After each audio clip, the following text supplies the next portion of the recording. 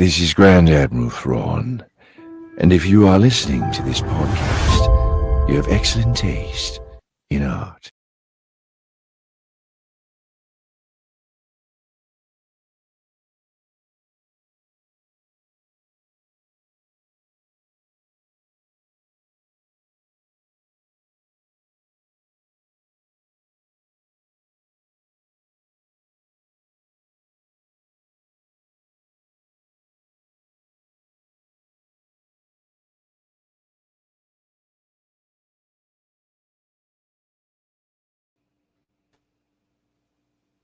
A computer or the whatever.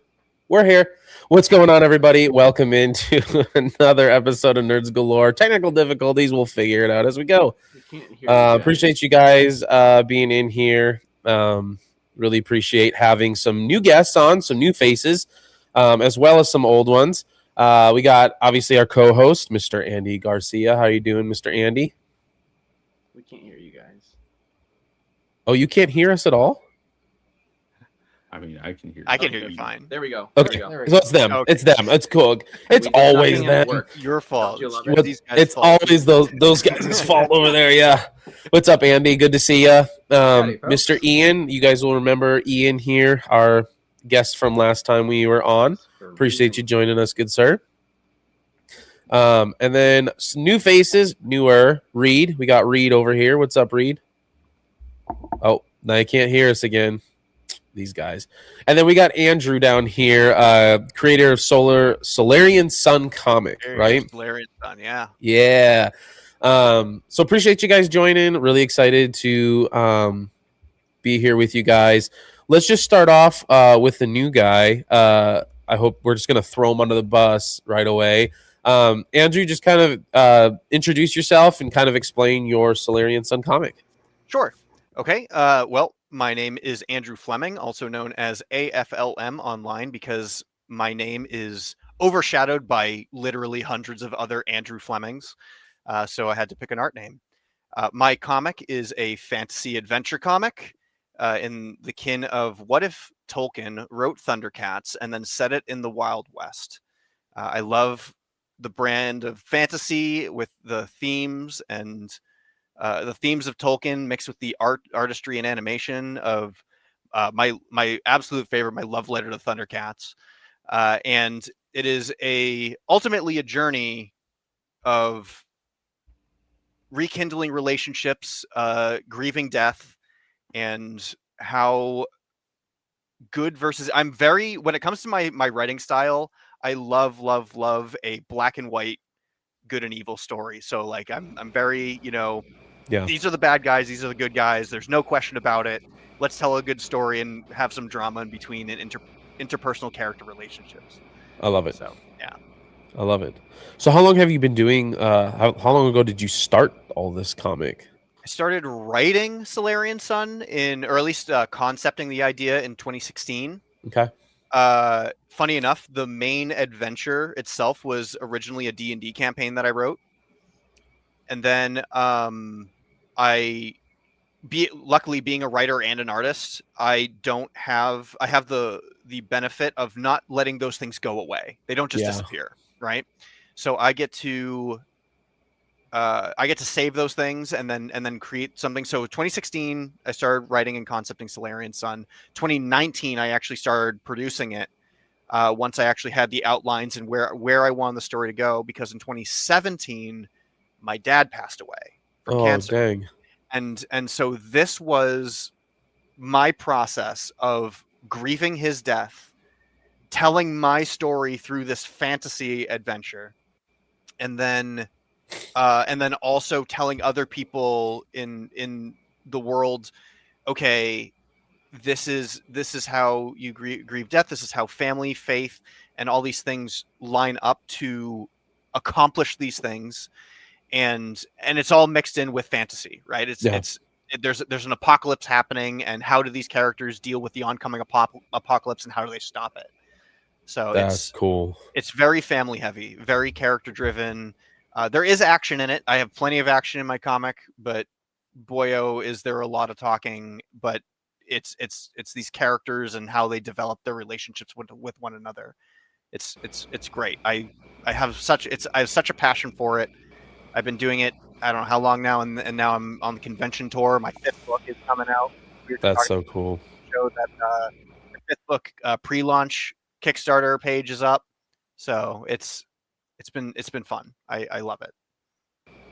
That's so cool. So how, like, because a lot of I've never met personally. I know they exist. Somebody who writes and does art, right? Mhm. Like usually you meet someone who's a really good artist or someone who's a really good writer. Like, Yep. how did you like come to know that you wanted to do both, and what was it like developing that? That's an awesome question because I thought that's just how people did it. I didn't realize, like, after going into the industry and after going independent and doing it myself, how many people I met that have there is like, oh, I'm the writer and this is my artist and this is I would have just thought like, oh, well, it's your vision. Wouldn't you just want to write it, or wouldn't you want to just draw it? But it's actually kind of incredible how split it is along that. So I was very fortunate growing up, kind of practicing and teaching because I'm not a great writer when it comes to typing. I'm currently attempting to write a novel at the moment in the Solarian Stone universe, but I need a lot more practice. But I was never a strong reader growing up, so reading was not my strong suit. So I always defaulted to comics and visual stuff. So I was like, okay, well, I can still tell the story and use the visual medium to tell the story because then you can bypass things like prose. You can bypass things like prose and grammar and sentence structure because the image is telling the story for you. So where I have a strong storytelling basis just on training alone and like writing outlines, write the end of the story first, then the beginning, and then solve the puzzle in between, that whole thing, I could do that. But ultimately I was an artist, right? I drew pictures and I drew characters. I was a character artist. I went to school for animation. This is what I love doing. So what was the best thing I could do doing that? Well, I could write my story and then draw it myself. So that's kind of what I want to do. That's really cool. I love hearing people's story, how they got into, like last time I think I asked Ian a little bit about how he got into art, and then I just love hearing people's story about what got them to where they are now. So I appreciate you sharing. Absolutely. Been good at least for the last little bit to get to know you. I look forward to kind of where this discussion leads. Yeah. Andy, you had kind of a list of things that we were going to talk about tonight, so I'm going to let you start us off, and we're just going to roll and see where this train takes us. All right, thank you. Well, also I want to give a shout out to my brother Reed, the brother that I've always talked about, folks. He's finally here. Finally made it on the podcast. He's not just a figment of Andy's imagination. Exactly. Every time I say, well, my brother says about Star Wars, I know nothing, but Reed knows everything. He's finally here. But so today we're going to be talking a little bit about animation, and the first question is, Fleming, for you. We'll start with you. What are some of your favorite animated films or animated shows? Easy. The show that actually changed my life was Teen Titans. When Teen Titans dropped, I think I was 11 years old. I was in like the 7th grade. Teen Titans dropped. Me and my brother. I have a twin brother, identical twin brother, and we saw this coming up, and we're like, wow, we have to watch this. This looks amazing, and so Teen Titans actually changed my life because I was like, that's what I want to do. I was like, this is what I want to go. My whole goal was to go work for Warner Brothers and their DC animated branch, and then of course things change after you get into the industry and you leave. But I would say Teen Titans is one of the most important cartoons ever made on the face of the planet. Of course, I'm a massive Thundercats fan. It would be dumb to say, Thundercats isn't one of my favorite things on the face of the planet. A lot of people will watch the old show and say it doesn't hold up, but they're wrong. They're dumb. It's awesome. And then the 2011 series was probably one of the best remakes ever. And I'm sad that it got canceled after 1 season because they only wanted 2 seasons. But of course, the producers get involved and they say, well, it didn't sell enough toys. We're canceling it. It was like, this is stupid. Because it was awesome. So Thundercats, Teen Titans. And then, of course, I'm a huge Japanese animation fan. My favorite director from Japan is Mamoru Hosoda. did things like Summer Wars, The Girl Who Left Through Time. Girl Who Left Through Time is probably one of my favorite animated movies ever. And so In the Beast. yeah, yeah. And Summer so Wars. I would say on a base level, those are probably the best TV series and films that inspire me. If we want to go like super old Disney or something, just to kind of give people who are kind of novices to animation, 101 Dalmatians all the way. Like such a great film. Yeah. That's probably one of the best classic Disney movies ever made is 101 Dalmatians. That is our sister's probably her favorite animated Yeah. film. Yeah. Awesome. Reed, how about yourself? What are some of your favorites? Like animation projects. Animated movies or shows? I feel a lot less cultured compared to you guys because I'm not an artist like you guys, but I still very much enjoy animation. But like probably my current favorite animated project is Arcane. Arcane is just gorgeous. It's just beautiful. Mm-hmm. I just finished the first season and started the second season, and it's just the way that they tell stories and the visuals are just incredible. And I just want so many other things to look like that, and for like good stories to be told in that medium.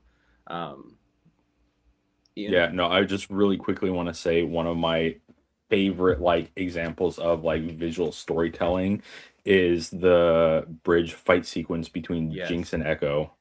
It's so good. The music, the visuals, the pacing, everything is so good. Yes. And then like traditional animation, like Prince of Egypt is just beautiful. Just classics like that. I just love, 3D animation. I'm a big How to Train Your Dragon fan. A lot of old classic Disney stuff like that. So I know animation, but more of the general audience animation, what everyone else would know.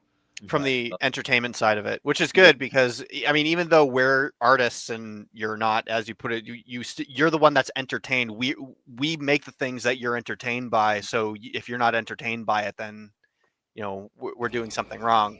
Are you not entertained? Yeah, it's like that's the most important part about making entertainment is the people who can visualize it and appreciate it. So yeah, 100%. Yeah. Ian, how about yourself? What are some of your favorite animated projects? Yeah. So I'll start with television. Show wise, Netflix's Hilda, one of like, and then Disney's Gravity Falls. Those are two of my favorites. The two that I grew up with that really influenced a lot of like writing style for me is SpongeBob and The Marvelous Misadventures of Flapjack. Yeah. Both of those are like, Flapjack I love that. Like I still love them to death.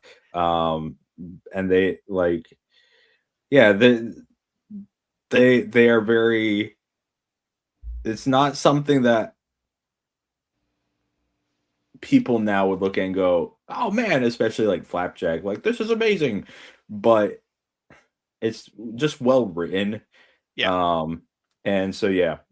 Well, there was a weird era of Cartoon Network where there was this tiny gap of genius where they would run Chowder and Flapjack at the back to back. Chowder was one of the funniest shows I have ever seen for kids because there's no way that was written for kids. In kind of the same way that like Ed, Edd and Eddy existed, which Ed, Edd and Eddy is one of my favorite shows of all time ever as well. Written and directed by Danny Antonucci, who Danny Antonucci did Ed, Edd and Eddy on a dare of somebody daring him and said, I bet you can't make a children's TV show. And he said, oh yeah, which is why Ed, Edd and Eddy is the way it is, because he's not a children's writer. Because he used to work for Heavy Metal. So there's this heavy metal animator now making a kid's cartoon off of a dare, and it's one of the greatest things ever made. That's great. Yeah. That's hilarious. Film wise for Disney, my all-time favorite like Western animated movie is Treasure Planet. Oh yeah, dude. It's a absolutely good one. Yes, Treasure Planet is one of the best ever. So that's one of those movies that I watch usually at least once a year. I watched it 3 times in one weekend once. Yo, I love that. It's good stuff, man. Yeah. also love Atlantis: The Lost Empire. So many people forget that that's actually Disney because it just does not look like Disney. Well- I love the reasonings behind that. And well, it's funny because the two movies that you said, Atlantis and Treasure Planet, are two properties that Disney purposely sunk Mhm. and Yeah. did not advertise to sink them on purpose in Yeah. favor of other properties, yet they were the better property and did better. Yeah. Well, Yeah. Treasure Planet's a tough one because they were going in they had actually no, because that was Meet the Robinsons, because they wanted to go into 3D direction, so they sunk Treasure Planet so people wouldn't. No, go it see was the 2D Lilo one. and Stitch. No. Lilo and Stitch came out that same year. So what they're trying to do is they They were wanted to working shift, on Meet the Robinsons. Yeah, they wanted to shift Oh. their focus to 3D. So they sunk certain projects so that people would start shifting over to 3D projects. And Meet the I Robinsons is see. awesome. And Yeah. Tangled was awesome because they sunk another project for Tangled as well. But Tangled is great because Glenn Keane was working on it. It was perfect. But that Disney did it all the time, where they would have these amazing 2D projects that they would undersell and undercut, like Atlantis and Treasure Planet, for in favor of other projects, and then they become these cult classics that we love. Yeah. Interesting, yeah. And Tangled Um, was what revitalized Disney because they were in the 2000s in a really bad streak, no matter Mm. what they did. But, So Tangled's probably my for all-time favorite Disney princess movie. It's so good. you know, I would say, like, for official Disney princesses, Rapunzel's my favorite Disney princess, but my favorite unofficial Disney princess is Princess Kita. Because My favorite Disney princess now is Princess Leia. Anyway, continue. is she now considered a Disney princess? I mean, she's Princess Leia, and she's a Disney character now, technically. Yeah, so. but the thing is, there is like an official list of official Disney princesses. That's the problem. Is Kita as well? Is Princess Kita, but is not considered an official Disney princess? Is Nala Interesting. a Disney princess? she's Is that a it? Disney No. queen. Yeah, No. yeah. So Yeah. But then like Western animation, not Western, like for like Eastern, like Japan, all that. Movie wise, The Boy and the Beast, which is also Mamoru Hosoda. Mhm. because he's the best. No, absolutely. If anyone is trying to figure out, like, they've been watching like anime films, everyone knows Ghibli, all this stuff, like Hayao Miyazaki. It's great, but it's in the same vein as just like, to me, it's the same thing as like, oh, here's our like 5 old classic Disney films that we just watch on repeat, and you're like, yeah, those are great, but have you checked out these other ones? Like, it's like in that same vein of like someone talking about like all these like Disney films, and you're like, but have you seen How to Train Your Dragon? And it's like in that same vein. It's like, It you is. gotta check out Yeah. Mamoru Hosoda's stuff. And I love his work, especially because it's all about relationships. Yeah, Um, every movie is like some sort of parent-child relationship or brother-sister relationship, which is Yeah. how I write too, right? And it's funny because a lot of people would always talk about Hosoda and being like, "Is he the next Hayao Miyazaki?" And I was like, "No. He's already better than Hayao Miyazaki." Yeah. You know? Oh, I don't know about that. I would have to push back on that a little bit, personally. I mean, I would say in terms of the artistry, at least Hosoda isn't just a jaded, grumpy old man. Yeah, he's Okay, not that's like fair. complaining about every little thing. But Hayao Miyazaki also has time on his, like, time and longevity in the industry over Hosoda, where Hosoda has had a shorter time in the spotlight since like the 2000s, really, like the early Yeah. 2000s when Hosoda showed up, and Hayao Miyazaki's been doing it since the 80s. Yeah. So that's a 20-year lead. Wait, 20? Yeah. Yeah. Actually, almost like a 30-year lead on him. When did the Digimon movie come out? I don't recall. Yeah, because So- that was Hosoda's first film was Digimon. So I totally relate to like a lot of the things that you guys are saying. Like I ended up, as this question came out, I pulled up a list and like I'm like, oh yeah, oh yeah. Like the Iron Giant, Mulan, Oh, Bugs gosh, the Life, Iron like Toy Giant. Story, like Scooby Doo. Like I was a huge Scooby Doo fan growing up. Tom and Jerry, like all the like Looney Tunes and stuff like that. Like Yes. huge fan of those. Like DuckTales and what's the other one? Tailspin and like some of these like 90s ones like that. But I think like besides those really obviously formed a lot of what I think and stuff, but like also massive 90s Batman animated fan. Yeah. Batman animation, dude, like Kevin Conroy, like just Mark Hamill, like those voices. Like to me, the voice of Batman is always Kevin Conroy. Like it will never be anyone else than Kevin Conroy. Yeah. That is a show that's the perfect example of a show that's perfectly cast. Yes, 100%. So those are some of the things. Now, like when it comes to like movies and stuff, obviously we mentioned like the classics, Toy Story, Bugs Life, stuff like that. I love some of the newer stuff too. Like I love like Finding Nemo and Incredibles, and some of those movies along those lines are fantastic. So a lot of Disney, DreamWorks. You know, obviously we all grew up watching Shrek, and some of those stuff, and well, maybe not Andy, but yeah, but like some of those animations too. A lot of the DreamWorks, Kung Fu Panda. Like there's just a lot of things that a lot of those Disney animations and DreamWorks and stuff that shaped a lot of who I am. Man, looking at this list though, like going back to, like I said, Iron Giant and DuckTales and Tailspin and Darkwing Duck, and like, man, just bringing back some memories. I mean, it's funny that you mentioned Iron Giant, because that actually is probably, in my opinion, one of the greatest animated films ever made. It's up there. It would be like in my top 5 if I had a list of animated films, best animated films ever made. Iron Giant would be in there. Yeah. There's nothing that makes a grown man cry like the Iron Giant. Like Right. it is like the best movie. And you know, Brad Bird, like that's like the movie that got us to trust in Brad Bird. Yeah. You know, and because of course, like later on he did The Incredibles, and everybody loves The Incredibles. I have a hilarious story about The Incredibles, which is that I don't want to say despise The Incredibles, because I got I had time to get used to it, because when I was in college, when I was in animation school, that was the big movie, right? Incredible. Everyone was like, "Oh, Incredibles! Have you seen Incredibles?" We would literally watch it once a month, and therefore this amazing movie. I was just like, I hate this movie. I've seen it so many times. I hate it. I hate it so much because that's crazy. Like every single teacher would just be like, "Have you guys seen The Incredibles yet? We're watching The Incredibles today." And everybody would sit back with like an audible groan because it's like, "Yes, we watched it last month." Bro, Ruin that's something wild. that's good. That's like the Frozen effect. Frozen is a good movie, but it just got overwatched so much that everybody kind of hates it. Even though if you watch it, you're like, actually, that's really good. Yeah. But that's me with Interstellar. Oh, yeah. really? Really? The summer that movie came out, we watched it, and then every other time we met up with friends, inevitably there was someone who was there who hadn't seen it, and we'd be like, "Oh, we should watch something," and someone would go, I haven't seen Interstellar," and they would go, "Oh, you haven't seen Interstellar?" And then in the span of like a summer, I watched that movie like 4 or 5 times.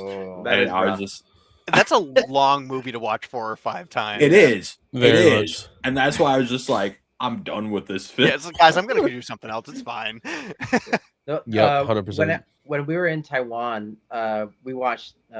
Because I taught sound design, we had to watch WALL-E, and then we do like sound design assignments based on that film. I grew to really hate that movie. It is a good movie. Yeah, I hate it now. I've seen WALL-E well over 100 times because I had a little brother at that time. And that was my little brother's movie was WALL-E, and we'd literally watch it every single day. Oh boy, that was also Finding Nemo. Reed, as a little kid, watched. Yeah. Loved Nemo. I loved Finding Nemo. It's still a great movie. Movie. This music is incredible. But yes, I did watch that all the time. I had a Nemo pinata for one of my birthday parties. Nemo blanket, Nemo pillow, everything. There were some older cartoons too that I used to watch growing up. Some on obviously like Blue's Clues was a big one growing up. Oh yeah. Roly Poly Oly. I don't know if you guys remember Roly Poly Oly. And then obviously like Caillou was another one that I watched growing up. Famously hated Caillou, yeah. Yeah. Yeah. So yeah. For myself, some of my favorite animated films, film-wise, would be Spirit, Stallion of the Cimarron, 2002. Forgot about that one. Yeah. I think that's one of the greatest animated films of all time. And then my personal second favorite would be The Secret of Nim by Don Bluth. Oh yeah, absolutely. incredible movie. That movie, we have the animation industry that we have today because of Don Bluth, because of Secret of Nim. Mhm. Because at that time, Disney, they were just like, yeah, we don't care. It's a So animation he's to dying blame. business. We're not going to put any effort into it. Don Bluth was a Disney animator and took a team of people from Disney, left the studio, and said, we're going to make animation, essentially make animation great again. And they did. And it kicked, lit a fire underneath Disney's butt. And Well, it's funny though because Don Bluth, I don't know if you guys will get this reference, but he's the John Carpenter of animated films. Yeah. Where John Carpenter has both made the greatest movie ever made and the worst movie ever made, and he's just made all these in between. Where Don Bluth is the same way, where it's just like he's made some of the greatest animated films you've ever seen and the worst, like the biggest flops in movie history. So there's actually, I actually have two reasons for that. I listened to his biography, and he said one of the reasons why they're all bad is Secret of Nim. They had absolute freedom. There was no studio telling them what to do. They made it all themselves. So that's why the story was so good. Afterwards, studios started getting involved and telling them what they couldn't do. And then they had not budgets, but like time constraints. And so they were just like, we don't know what to make here. Make a troll in Central Park or Pebble and the Penguin. Pebble and the Penguin. Yeah, they're just like, I don't know what to do. Which reminds the other thing was Disney purposely either released their animated films or re-released their animated films the same day as Don Bluth films premiered. So no one would go see the Don Bluth films. But we all agree I just that want to Titan AE say, is awesome, right? Huh? We all agree that Titan AE is awesome, though, right? I need to rewatch it. I've only seen it once. I've never watched it. Right? It's I will say that sounds like a massive cope on the side of Don Bluth. I'm just gonna be honest, because that, like, you can't just be like, oh, it would have all been great if it had just like if we had yeah, of course, if you had unlimited time, unlimited money, you had complete freedom, you could make whatever you want. If you had that Hayao Miyazaki freedom, theoretically, yes, of course, it would be amazing. But that's a massive cope on the side of Don Bluth, because my goodness, like, you can't just be like, it was all the studio's fault. It was all this. Like, take some accountability. Well, fair. It's funny because one of the things that we could also talk about, I guess, is the greatest Disney movie that never happened, kind of, which was The Black Cauldron. We have a version of The Black Cauldron, but it very well could have been the best Disney movie ever made if they didn't cut it to pieces. Like, show us the R-rated cut, like, because it was supposed to be Disney's first R-rated film, and it was like, it could have been awesome, it could have been so great, but Disney was like, no, we're not going to do this. So they just cut it to shreds and like left up like this, like the director's like, what is this? This isn't my baby. And like, I know. It's like, here you go, have the scraps, and they released this unfinished movie to the theaters, and it was like the worst thing ever. Mm-hmm. Could have been awesome. That almost destroyed what caused Disney to shut down the animation department, I think. Yeah, and which is such a shame, because if they just let them do that project, one, Disney wouldn't be what it is, especially because now like they're releasing R-rated movies anyway, because of all the mergers that they have. That now Disney is just releasing R-rated movies to begin with. But if they released like a first R-rated feature that was high fantasy and actually dark and good and fun, it could have been one of the greatest things to change the animation industry. Because then we would have had adult animation. Like we wouldn't have this juvenile view of what animation is. If they allowed an R-rated adult animated film to come out, we would be more like Japan at this point, where they release dark R-rated animated films. Yeah, that's something like me and my buddies have talked about in the Star Wars world. Is there are some like actual Star Wars like Sith like stories that you could tell animation style that could be R-rated. That you could get the best of both worlds, where you're getting the R-rated animation and at the same time bringing in Star Wars fans as well. You know what I mean? Like there could, like, we as Star Wars fans, like, kind of hoping for that as well, because we would like to see some of these stories come to light and come to fruition. Yeah, 100%. I will say, in the Western sphere, the one group that's actually like, oh yeah, we'll dip our toes somewhat into this at this point in modern animation is Warner Brothers. They're just like, oh yeah, oh, just go for it. Just do Batman. Just do the R-rated Batman film, and they're like, Yeah. cool, we'll do it, and they're great. And it's like, Well, that. some of them are. Well, I mean, like for the most part, like for what they're doing, I think like from a comic book standpoint, like I enjoy them very, yeah. especially like yeah. especially Batman: The Dark Knight Returns Part 1s and 2. Yes. Like Yeah. fantastic. Yeah. Killing Joke, not so much. Like that. Yeah, I've yeah. never seen Yeah. something more butchered in my entire life where Yeah. there's like, oh, here's like one of the greatest comic books ever made. Yeah. Then we turn it into this R-rated film that's just not the Killing Joke. No. It was awful. Yeah. 100%. All right, Andy, what else we got on the docket here? I don't want to like Oh yeah. Well, that was actually something I wanted to talk about. Was why is when it comes to animation in the West, it's very childish. It's Mhm. geared. It's Shrek or Minions, and then everywhere else in the rest of the world you have Hayao Miyazaki, Summer Wars. You have these more adult orientated Ghost in the Shell. animated film. And when I say adult, I don't mean adult in things that Netflix throws out. I think that's trash, personally. But Let's rephrase that from the rest of the world to Japan specifically, because reality is the rest of the world, for the most part, follows what Hollywood and all that does. And it's like 90, like I would say there are some like more like mature type things, especially like France like does some stuff that is like for adults and like with that mindset, but for the most part it's still like just animations for kids. It's Japan that just went, this is for all ages. Yeah.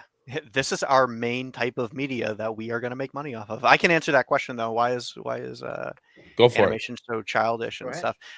It's Pendleton Ward's fault. Everything that we know about animation nowadays in the animation industry in the West is all Pendleton Ward's fault. Because he made Adventure Time. Everybody agreed, oh, Adventure Time's awesome, right? And then Pendleton Ward said, cool, can I hire my friends? And then Pendleton Ward hired his friends, and then they hired nobody else. And that's where you got like Rebecca Sugar, and you got like all these people making Steven Universe, and you got people making what other garbage did they release? Well, basically, and then after Steven Universe, everything. Well, make it Steven Universe because Steven Universe is so whatever is, and then because what they would do is he hired all of his Tumblr friends, and as we know, Tumblr artists are some of the worst artists on the face of the planet. And so what they started doing was they made it this exclusive industry where they did not hire out like any like diversity of thinking and a diversity of thought, because once you get into that thought bubble, then it became a very incestuous industry. Animation became, okay, we're just going to hire all of our friends and everybody who's already here. So this person who was a sound designer on this thing, well, they have an idea for this show, and now they're going to direct this show, even though they have no right directing a show because they're just a sound designer. But everybody got a show because they didn't want to hire anybody new, and they didn't want any new thoughts. Everything was just gross, bubbly CalArts, Steven Universe. And which is why, like, when we lost that era of Flapjack and Chowder from Cartoon Network, and then we started, buying all the Canadian cartoons, and everything from Canada was made with Flash animation, and it was awful, and it was very creatively bankrupt and lame, and so because we started running out of ideas, that we had to buy our ideas from other industries from different countries, and then put it on our networks. And of course, what I'm saying is hyperbolic of it's all Pendleton Ward's fault, but it's all Pendleton Ward's fault. Like it was that man. He ruined everything because we had creativity flowing. We had a great industry. We had Ed and Eddie. We had all the cartoons: Johnny Bravo, Cow and Chicken, Dexter's Laboratory, Powerpuff Girls, and then once we hit that peak of Chowder, Flapjack, and Adventure Time. Then Adventure Time kind of took over the sphere because it was the most popular cartoon ever made. So I agree with that for like current modern animation. Yeah. But I want to like, I think the root of it actually a lot of it goes down to comics, and like the fact that like it's comics and it's Disney. It's those two things. Because like you have to go back to what was originally being published early on. And it was all like you have this mindset that like again like these comics were being done for children and for kids, and then it's like as those kids grow up, of course, like now we have a comic industry that is like in both Western and Eastern areas, it's like for all ages. But because at the time of when it was created with the mindset of this is for kids. And animation, for the most part, the popular animations were being done, those really early rubber hose style was like that, a lot of that Disney stuff that again was being done for children. And so there was this preconceived notion then that animation and this stuff is for children, and they were having a hard time seeing like how it could be done for like an adult audience well. And the first things that you really like that I can think of that were more for an adult audience was a lot of rotoscoping and that stuff. Like it looks and feels weird. Stuff. Yeah. And so when you have that side of it, and that's where they go, okay, we see what normal animation looks like, and this is good, but it's for kids. And then you have this stuff that they did for adults, and it's not done as well because it was an experimental style and all this stuff. I think that's where a lot of that, like the initial preconception of this is for children comes from. Whereas that again with Japan, I can't speak too much into that, but at the time, like I think you have Osamu Tezuka who was doing stuff for kids, but then he went and did stuff like the autobiography of Hitler, and it's just like and it's like you have these sorts of things that like he did stuff that was also very much for adults, and it was just like, okay. Well, the thing that's interesting about that is you had Disney doing their short animations, right? And their direct competitor was Warner Brothers, who started up the Looney Tunes, and the Looney Tunes were aimed at an older audience. The Looney Tunes were aimed at more teenagers to adults, but you know they were drinking and they were smoking cigars and they were shooting guns at each other, you know, and it was very much more adult oriented for Looney Tunes, even if teenagers and kids could watch it. And eventually, as time went on, we became desensitized to things, and now that is just seen as classic kids media. Yeah, but you're right. Originally, it was like adult slapstick, man. It's all 3 Stooges and stuff. However, I think we've gone the opposite route now, because you look at a lot of the animated films that we grew up with. When you think about it, they're really dark. Land Before Time, Secret of NIMH, a lot of those films, they're actually fairly dark. Once Upon a Forest. Oh my goodness, yeah. But now you look at films and you have kids that they can't handle anything. Mario is probably too intense for some kids, unfortunately. Trigger. And it feels like one of our favorite films growing up was Legend of the Guardians, The Owls of Ga'Hoole, which is a great film.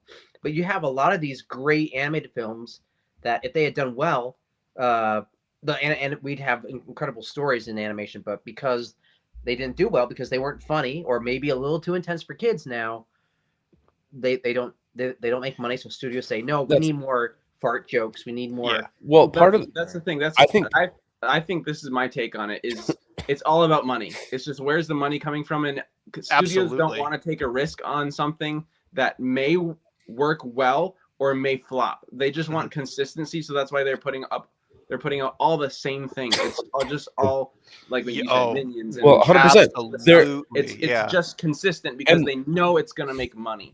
And I'll be real. Risk on all these things. You know, I think like the biggest thing I think that we've lost is, I'm going to bring it back to Star Wars because I'm a big Star Wars guy. Yeah. Like how George Lucas got Star Wars made.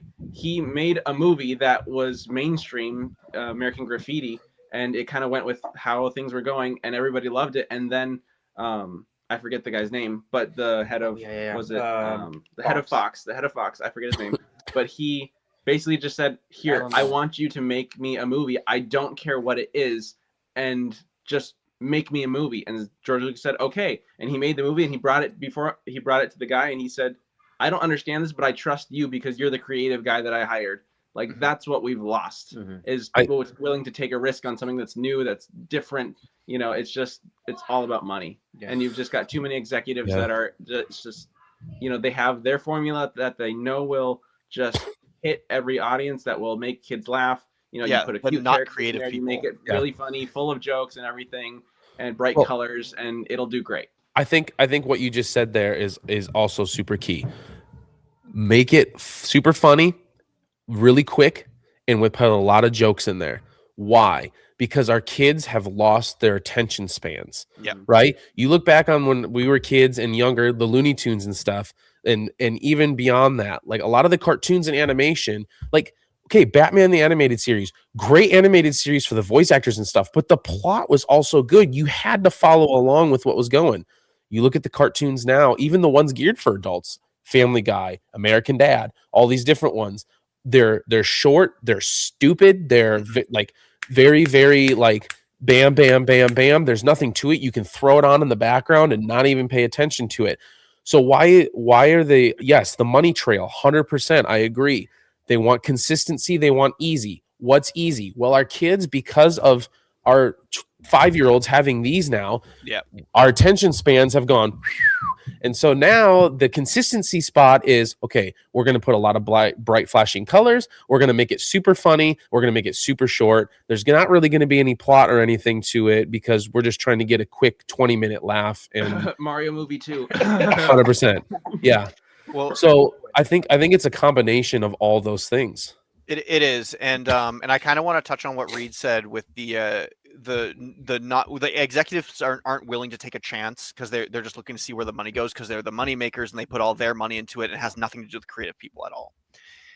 Because you're 100% correct, hit the nail on the head. No notes. There's an example out there that I want to talk about. I don't know if you guys have seen the movie Hundreds of Beavers. We want to. We have So- to watch No. it, but So it's on the Hundreds list. of Beavers is one of the most creative films ever created. It was made by like 3 guys for $5,000 or $50,000. I can't, whatever it was, and it was just made by them. But they made a live action Looney Tunes movie. Like when you start watching the movie, you're like, is this what the whole movie is? Yes. The answer is yes. And it's one of the funniest movies I've ever seen.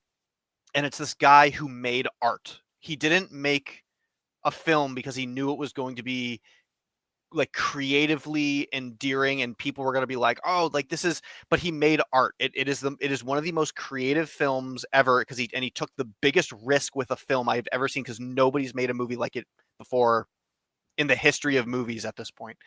If that's like my big example of if Hollywood would take more risks with movies like Hundreds of Beavers, we would be in a way better spot in our entertainment than we are now. Yeah. We'd be in a way better spot. One of the cool things, and I'm gonna bring this back to Star Wars because, like Reed, I'm a massive Star Wars guy. But I've gotten to know Roger Christian, who's the set director and set producer for the original trilogy, as well as the Alien movies. And one of the things that's been cool to talk about with him is like that was George Lucas back in those movies. He revolutionized the movie industry because at that time, like especially for like space and sci-fi, it was all very clean, pristine. Everything was like, and he's like, no, I want like a spaghetti cowboy western set in space where everything looks used and just very like that's why you get the Millennium Falcon and it looks rusted and it's dripping oil, like it's just. But the way that he did things, because he took a chance and he's like, no, I gotta do it differently. He took a chance, and yes, that Fox producer took a chance with him, and it paid off. I mean, clearly, obviously, it paid off. They didn't know it at the time, but like when the movie came out, like the amount of people that were like, "This is different. We like different. The plot is good." You know what I mean? Like, and that's the thing that like we talked about Treasure Planet before. Like Treasure Planet and Atlantis, and those were like new type of movies because it was the integration of 2D and 3D, and they were experimenting with it. But like you said, they sunk those just because they wanted to promote something else. They didn't even give it the chance to succeed. It was just about money because they wanted to push these certain ones because they probably knew these ones are going to make money for sure. We don't know about those, so we're just going to kill it anyways and not give it a shot. And this is where I kind of want to lead this part of the discussion is because now you have these movies that are like, okay, coming from a Star Wars guy, I'm sick of movies, and I'm sure you guys are too, that are either remakes or 40 years later, the sequel. I don't care. I want new ideas. And I think that's where AI is going to have a really massive impact. I've been watching, there's a couple Star Wars channels on YouTube that make AI generated short fan films. And the steps they've taken in just 6 months is absolutely incredible with what they're able to do with the face matching, the voice matching, everything.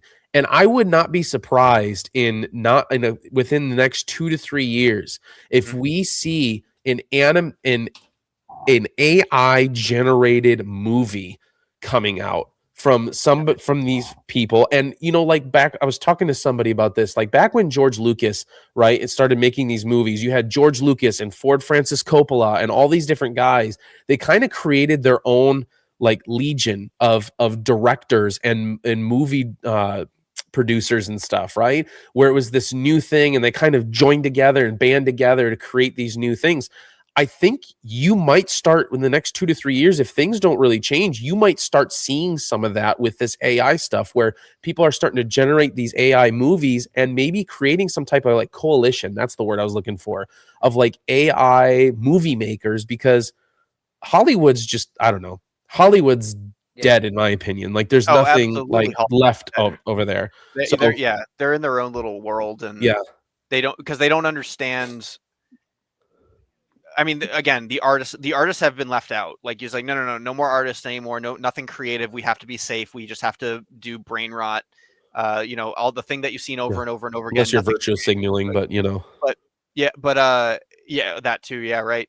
But because that was what was amazing, right? Is George Lucas doing this thing. Cause I believe, if I'm not mistaken, I mean, where he got his inspiration from, right, was he watched this crazy samurai movie from the 50s, right? Yeah. Akira Kurosawa called Seven Samurai. And for those who haven't seen an Akira Kurosawa movie, he was doing everything we do with film today in the 30s to the 50s. He, like, where you see scene blocking and foreground and background and shapes like triangles and circles and squares, and how he sets up people having conversations in a scene. The reason why we do that now is because some Japanese guy back in the 50s figured it out first, and then George Lucas was like, that's a good idea, and then was able to make like this space western samurai movie. Right. And so I totally agree. I think that's great, and it's cool that they were influenced from the culture that's making non-childish animation. They're making adult animation, and they were originally the ones that also influenced the way that we make movies. Even though we have been making movies forever, everybody's like, "Whoa, this Japanese guy has a really great idea. Look at the scene blocking," and I think it's so huge. I mean, that gets into the cultural differences of like the US versus Japan, though, because the reality is you have to go back into like what do these cultures appreciate? And the thing is, as a whole, America is not a culture that comes from an area of appreciating beauty and appreciating the arts, whereas Japan very much at its core is a culture that comes from appreciating beauty and appreciating the arts. It's why Japan adopted Buddhism, was because when Buddhist monks came, they saw the scrolls that they brought with, and they're like, if this is what Buddhism is, we want this. And so it's one of those things where you have a culture that just is going, that from early on was investing into the arts, investing into like woodblock prints, all these different things, and that never stopped. And so they just, whenever new mediums came out, they adapted, they took those on and went, oh cool, what can we make with this? And they have championed people. Like, that's the thing with living in Japan. I can't tell you how cool it is to just meet people, and when they ask, what do you do here? And I'm like, oh yeah, I work with a Christian nonprofit as an art teacher. And they're like, whoa, that's so cool. And they're like they get excited about hearing that I'm an artist, and then they go, oh, can we see your art and things like that? I don't have that same reaction in the States. I don't have that same reaction in a lot of other countries I go to. And so when you have a culture that is where you have people who are being creative and they go, "Oh yeah, that's cool. Keep doing it. Do more of that. We want to see what you do." It Yeah. encourages people to then go, "Oh yeah, I'm going to try something different that I haven't tried before." And that's how you get these things.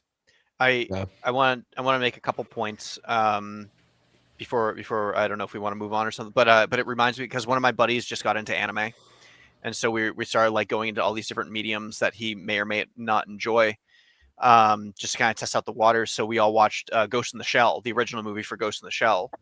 I don't know if anybody's seen it. I know Andrew definitely hasn't, but it's not an Andrew movie, but it's very slow. It is a if you look at it the way it is, it's a slow, boring movie.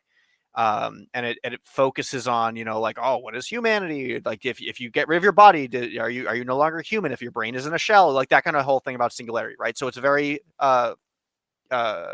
philosophical movie, but there's like a crime drama behind it.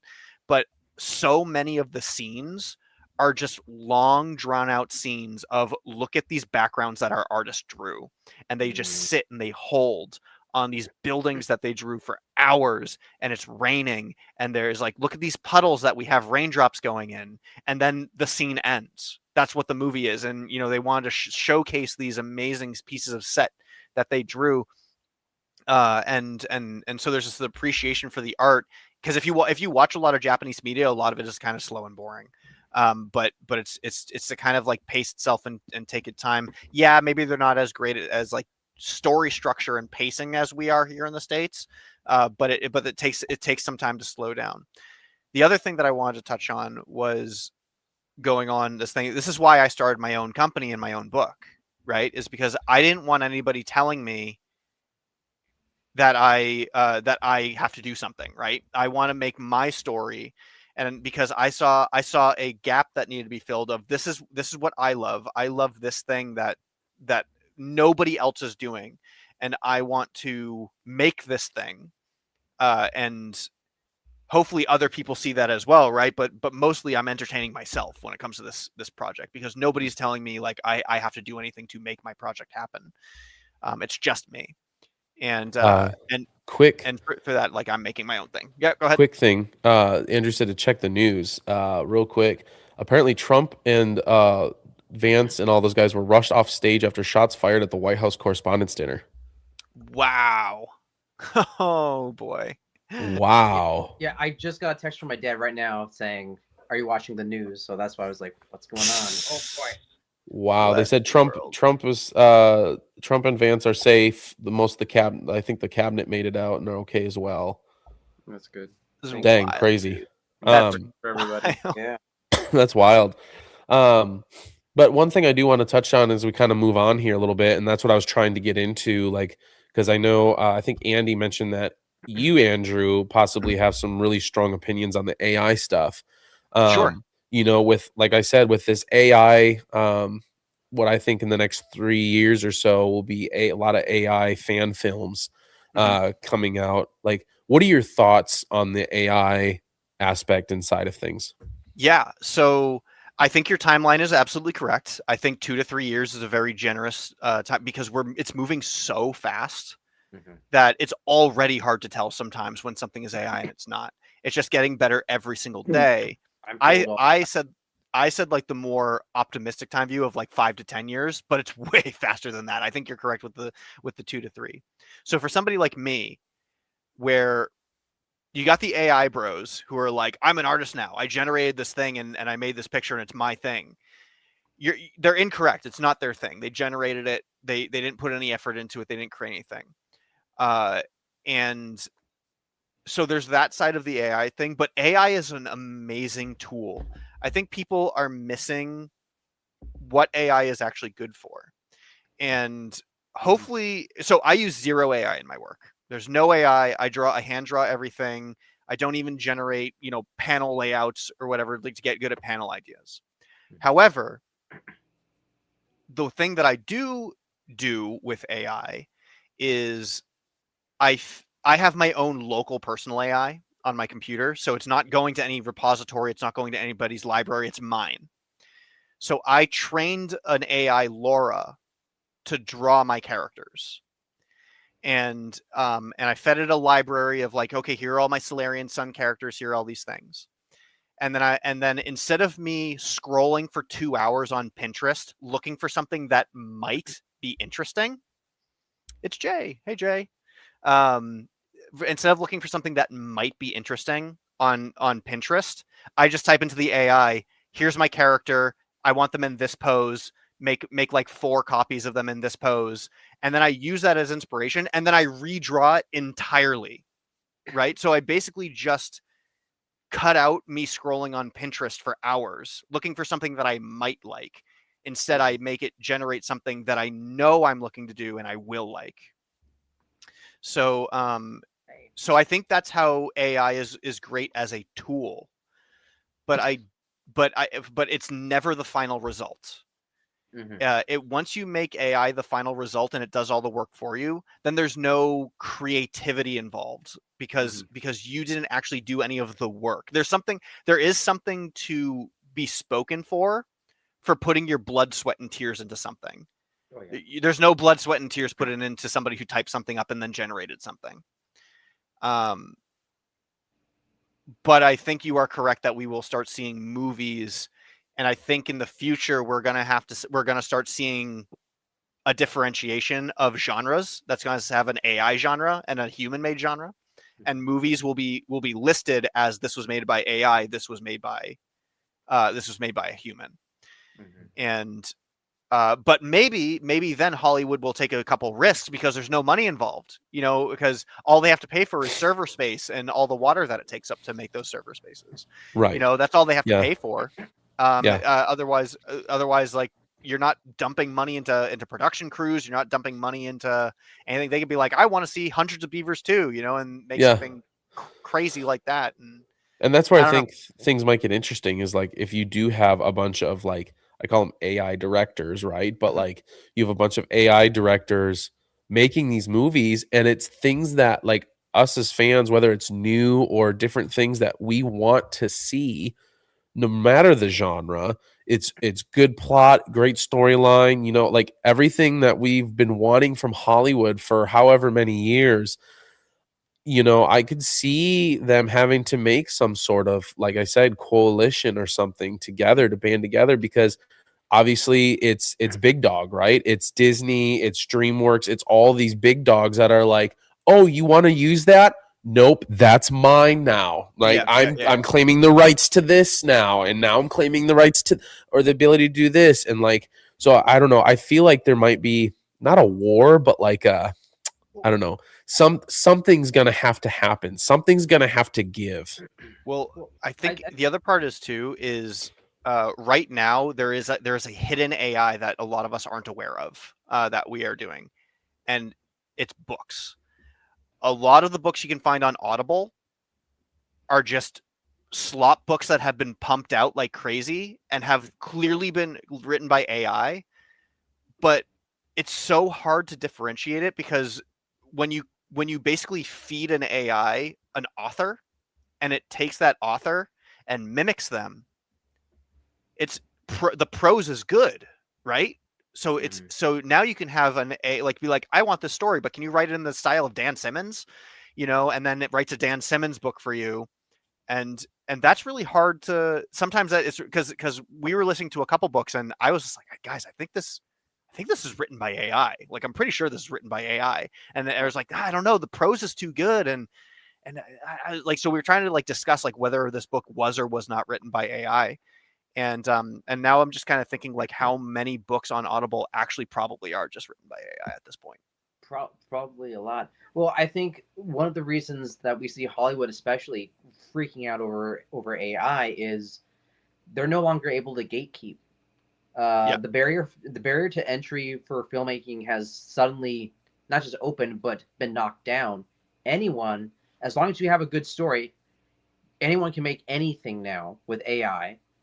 And suddenly all the actors, especially the writers, unfortunately, writers, VFX people, you now need to justify why do you have a job? Yeah. Because Joe in his basement using AI is making better Star Wars. He's making better stories. He's got better ideas than you.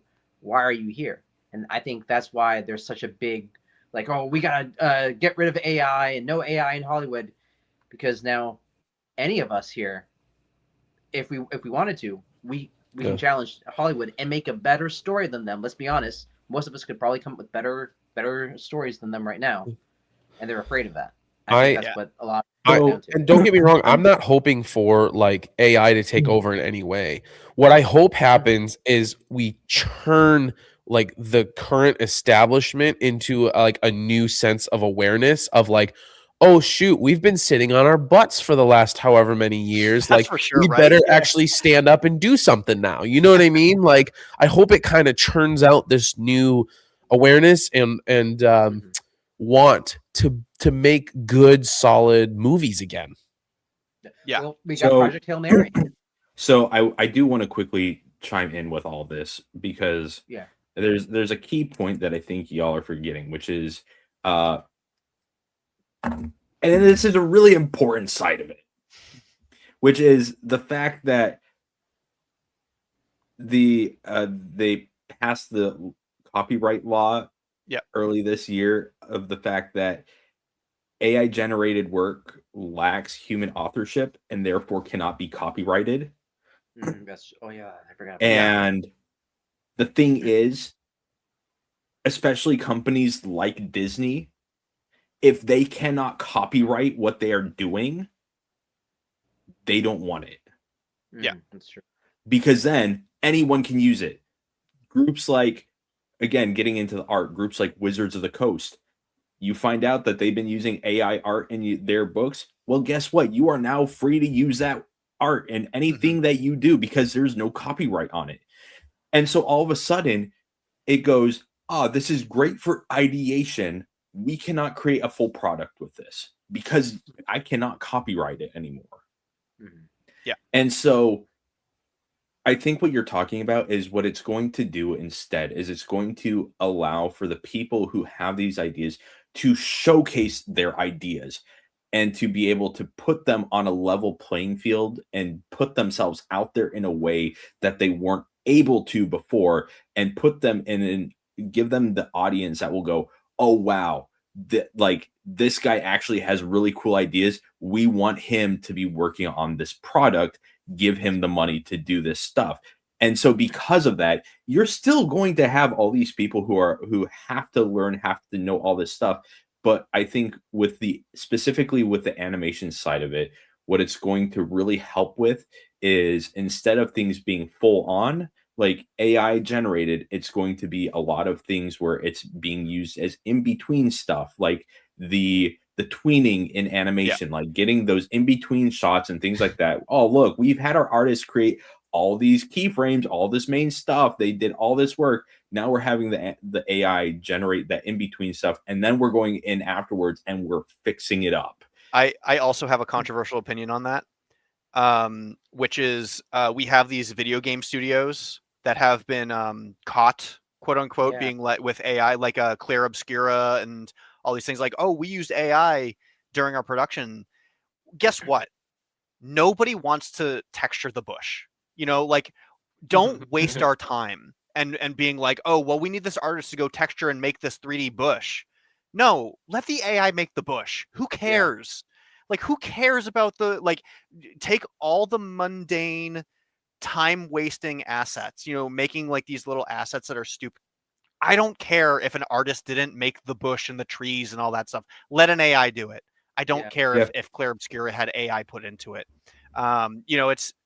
It's such a silly argument that all AI is bad. Well, like just because it's AI, it's bad. That there isn't some use for it.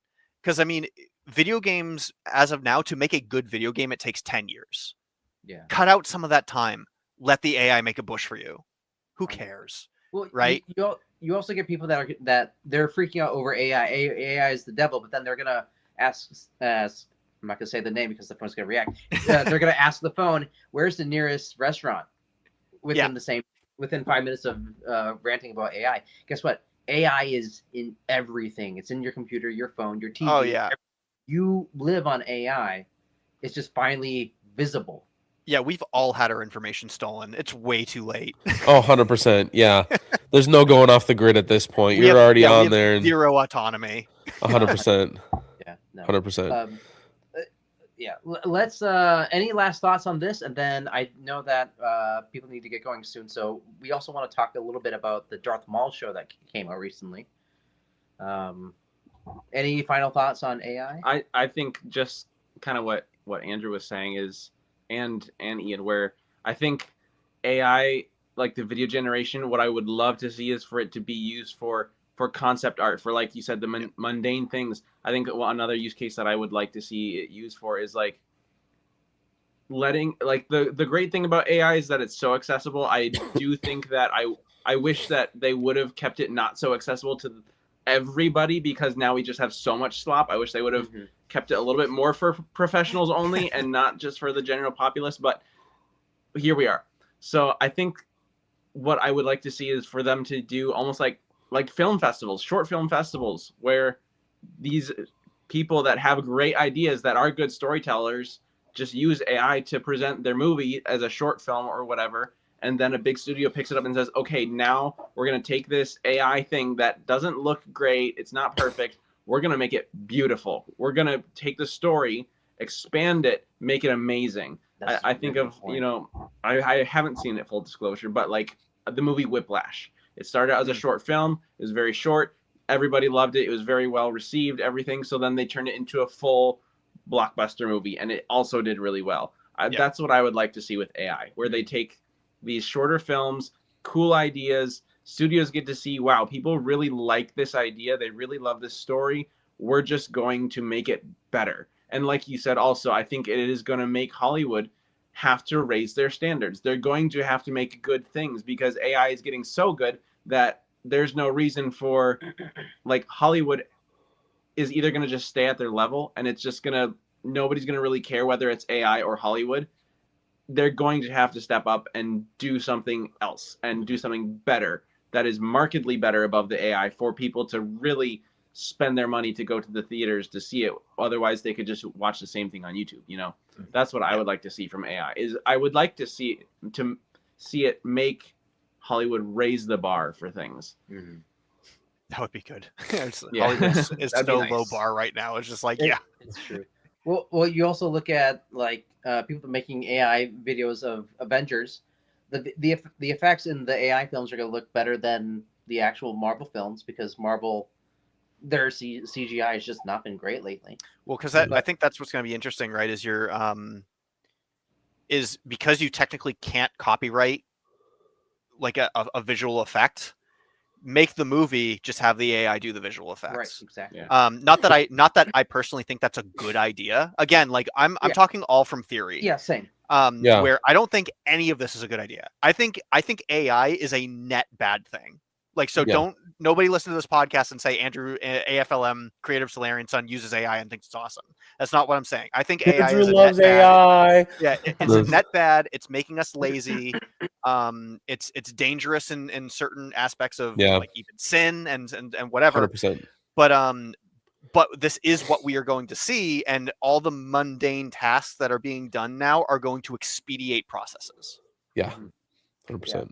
You know what I use AI for on a regular basis, and it's amazing and it's great? Baking. I tell it what I want to make, and like recipe wise or like baking wise, I tell it how many people I'm making it for. It goes, cool, here's the recipe. I'm like, thank you.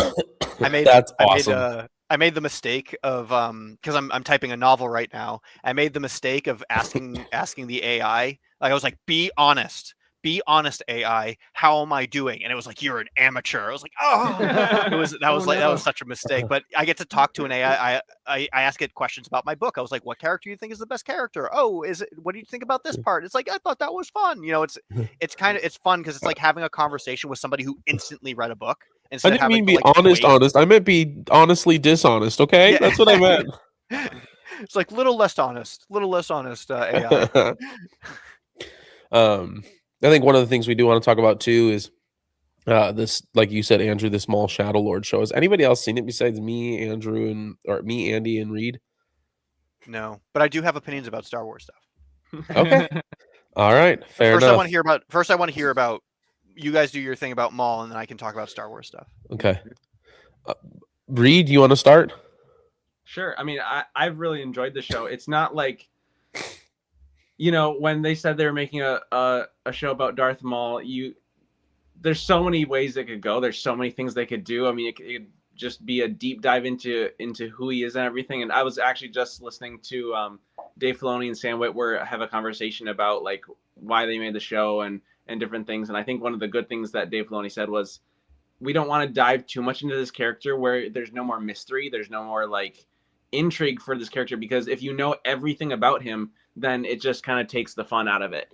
And so because kind of watching the show, I was like, man, I wish they would spend more time with Maul. I wish they would do more things, you know, just explain more where he came from, all his motivations, everything. And I think that was a very good point where it's like there still needs to be mystery to this character, so we don't want to explain everything. But the show is really good. The animation is beautiful. And the storytelling is well done. The action scenes in this later episode, in episode 6, was really good. I think it was some of the best lightsaber fighting we've seen Star Wars, period. It was really good, like epic. And so I'm really excited to see where else it goes as they introduce more characters, like more Inquisitors, maybe Vader, stuff like that. You know, I think it's going to be really, really cool. And I'm interested to see, because Dave Filoni is taking a lot of the ideas that George Lucas had for the original sequel trilogy that he had written, that he had planned out, that Disney just threw to the wayside. He's like, okay, I want to pay some respect to George and actually use these ideas. And so that's kind of what this show is, with Darth Maul being the central character and his apprentice figure, Devin in this show, which Darth Talon in George Lucas's original scripts. But I'm really interested to see where that goes. Some of the other characters, you know, a little forgettable here and there, but nothing terrible, nothing bad about the show. I don't really have anything bad to say. I'm just really, really excited to see where it goes. Yeah, 100%, dude. I'm looking for it right here, but there's that scene in one of the don't get me wrong, the lightsaber scene where like the Inquisitor starts spinning his saber and Maul's like, yeah, I got a double blade too there, buddy. You know, like but I think one of the coolest scenes, because it's called Maul Shadow Lord, right?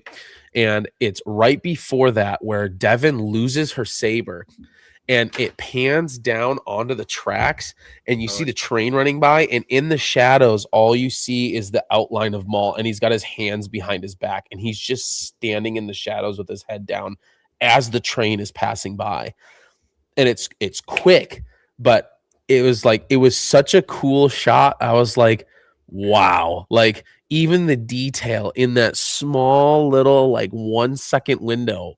No, did you catch that, Reed? Did you catch that during that scene? I didn't catch it the first time. Somebody told me about it, or I heard about it online. And I was like, wait, what? And so I went back and watched it, and I saw it then because I was looking for it. But it was a beautiful detail, and like you said, the show is called Maul Shadow Lord, and just seeing how he works things behind the scenes, and even at the very beginning of the episode, Rook Cast is telling him like where Devin is and everything, and he's just kind of like, okay, I'm going to let these things happen. I'm going to let her get attacked by the Inquisitor, and then I'll step in and save her so that she trusts me. Like, just how he's manipulating all these situations and everything. It's just really well done. It is so well done. I'm looking for it.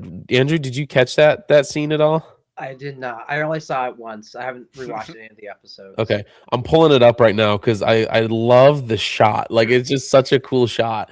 One of the things I do love about Maul, though, in this is that he's portrayed as a cold, calculating Maul, right? Whereas before we've seen him, he's very like arrogant, right? In the sense of like he's a Sith Lord. He just goes out and he takes care of business. Now he's much more cold and calculated, and he takes his time. Like even with this Devin, he takes his time with her.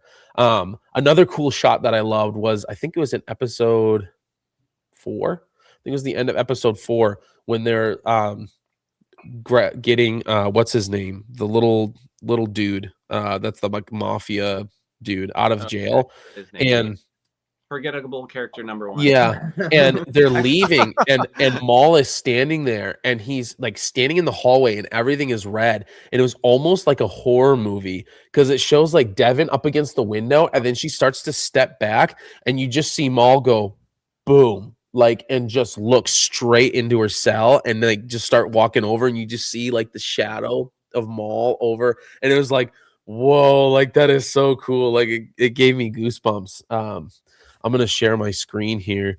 So I did the best I could with getting the shot in here. I love this shot though, because you see, oh, that doesn't work. Come on now.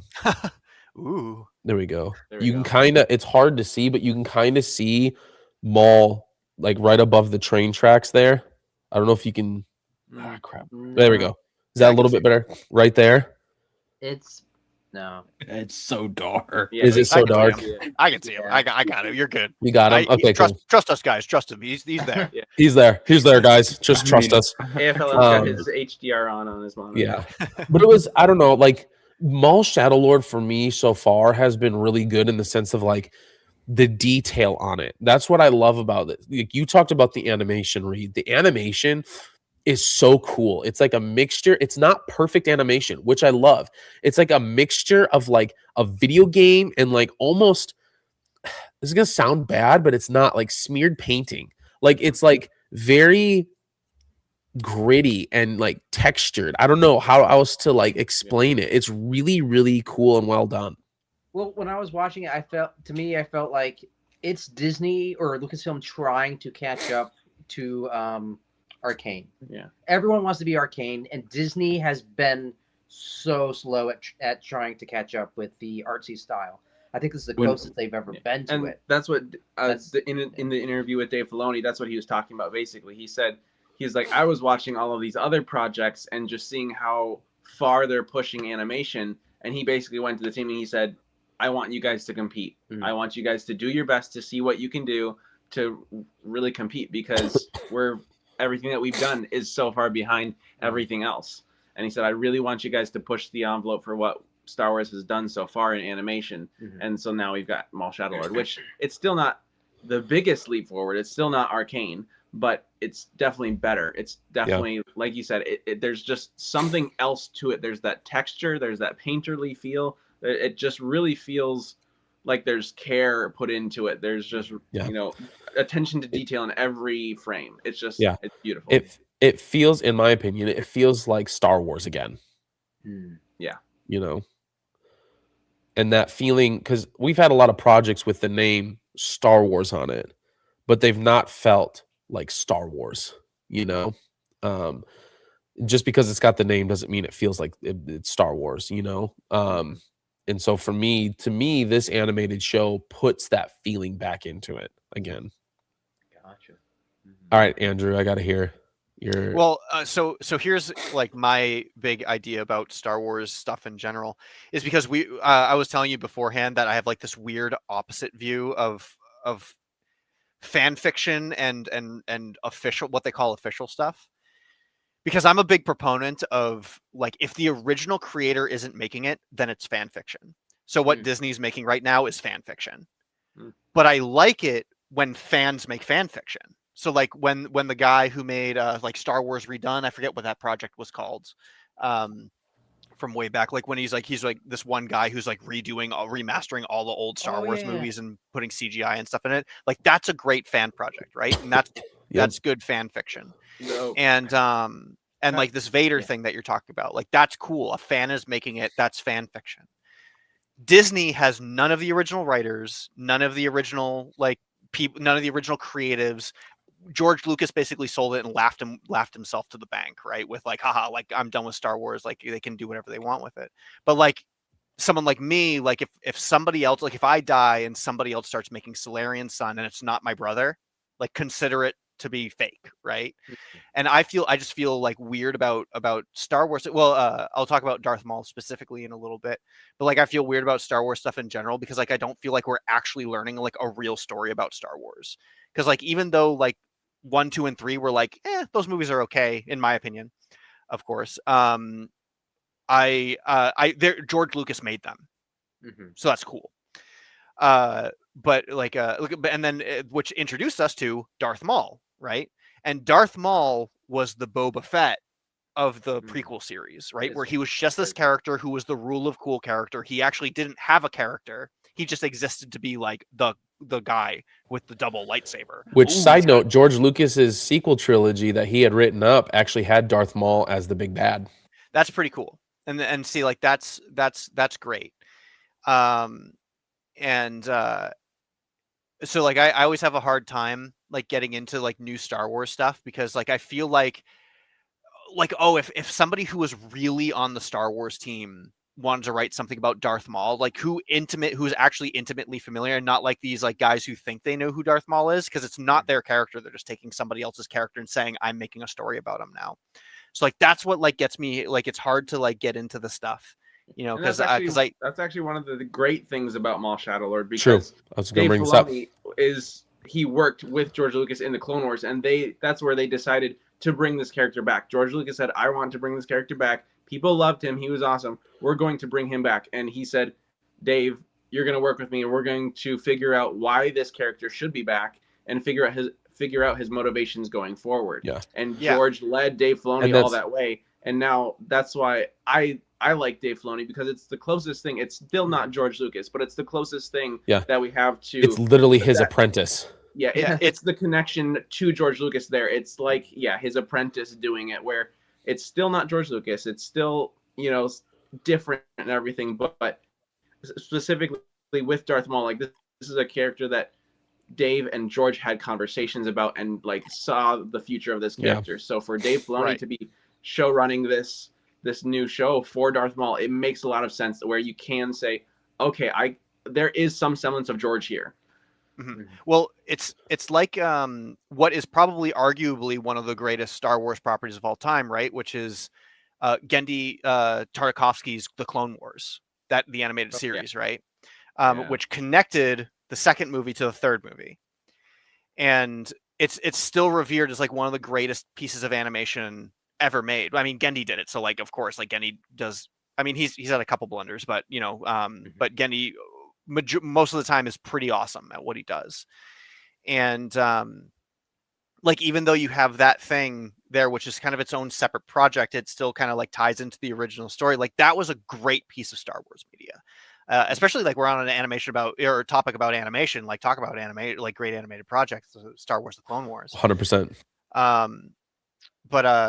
Yeah, no, I think that's really cool. I think it is nice to take your rule of cool characters like Darth Maul and Boba Fett and stuff, like all these characters who may or may not actually have like an intricate story to them. They're just kind of there to be cool and menacing, and then giving them a little bit of something. So it is cool like hearing you guys talk about it, because I'm not familiar with this at all. I don't really like to give my money to the mouse. Like I don't spend any of my money on Disney anymore.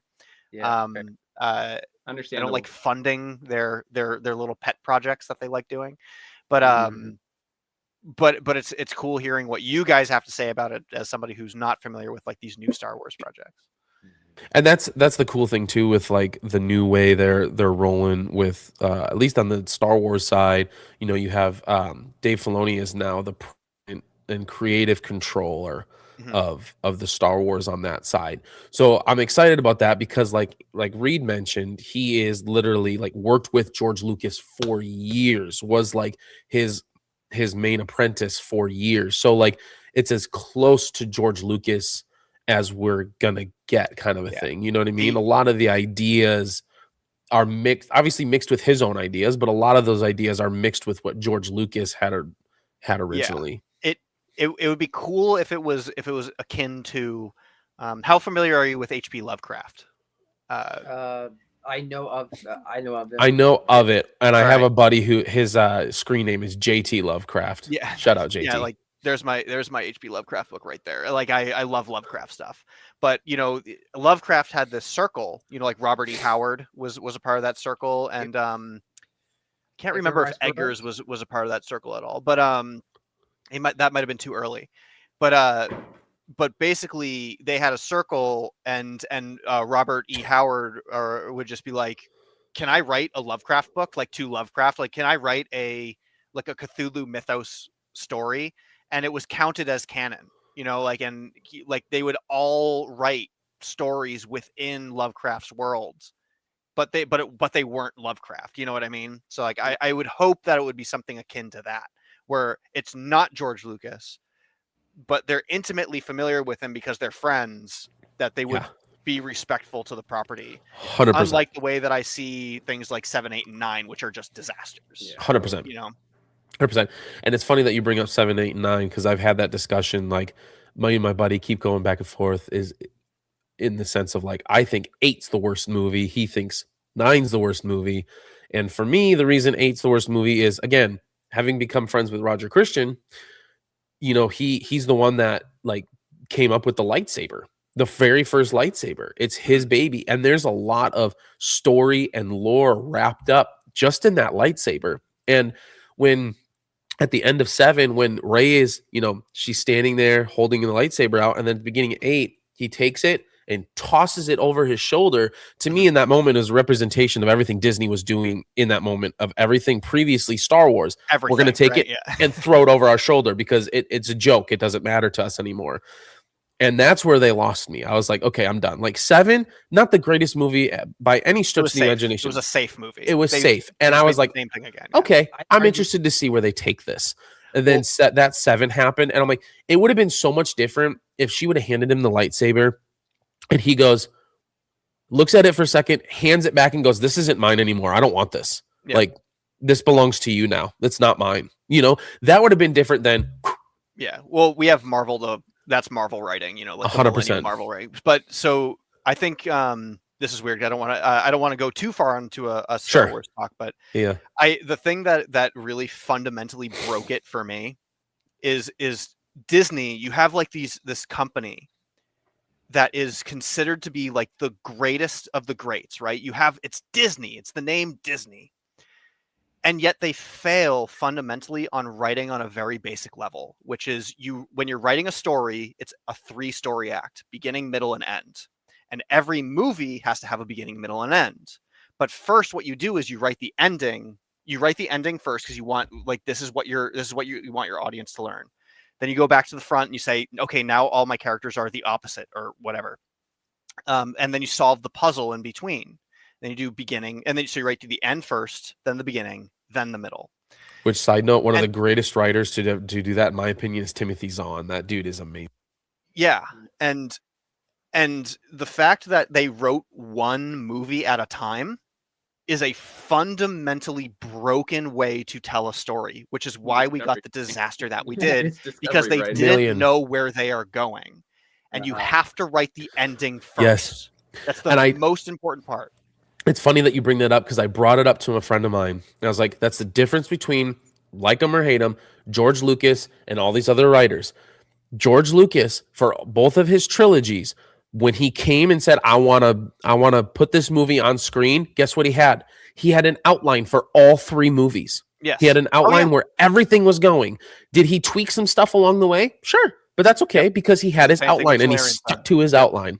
These guys were like, hey, we should make episode 7 a sequel. Yeah, let's do it. Okay, JJ, you go first. It was like, okay, I have this idea. And then it was like, okay, next, Rian Johnson, you go. All right, cool. That one didn't really do so hot. Yeah, okay, where are we going now? What do we do? Where are we going now? JJ, you want to come back and maybe do the 3rd one and try to retcon everything? That was, you know what I mean? Like, it was like, my family plays this game with our younger nieces and nephews where, well, it's like a progressive story. So one person will say like a sentence or 2, and then the next person will give a sentence or 2, and that's a wicked by the fun end game. you have you have a really funny story, and it takes all kinds of twists and turns.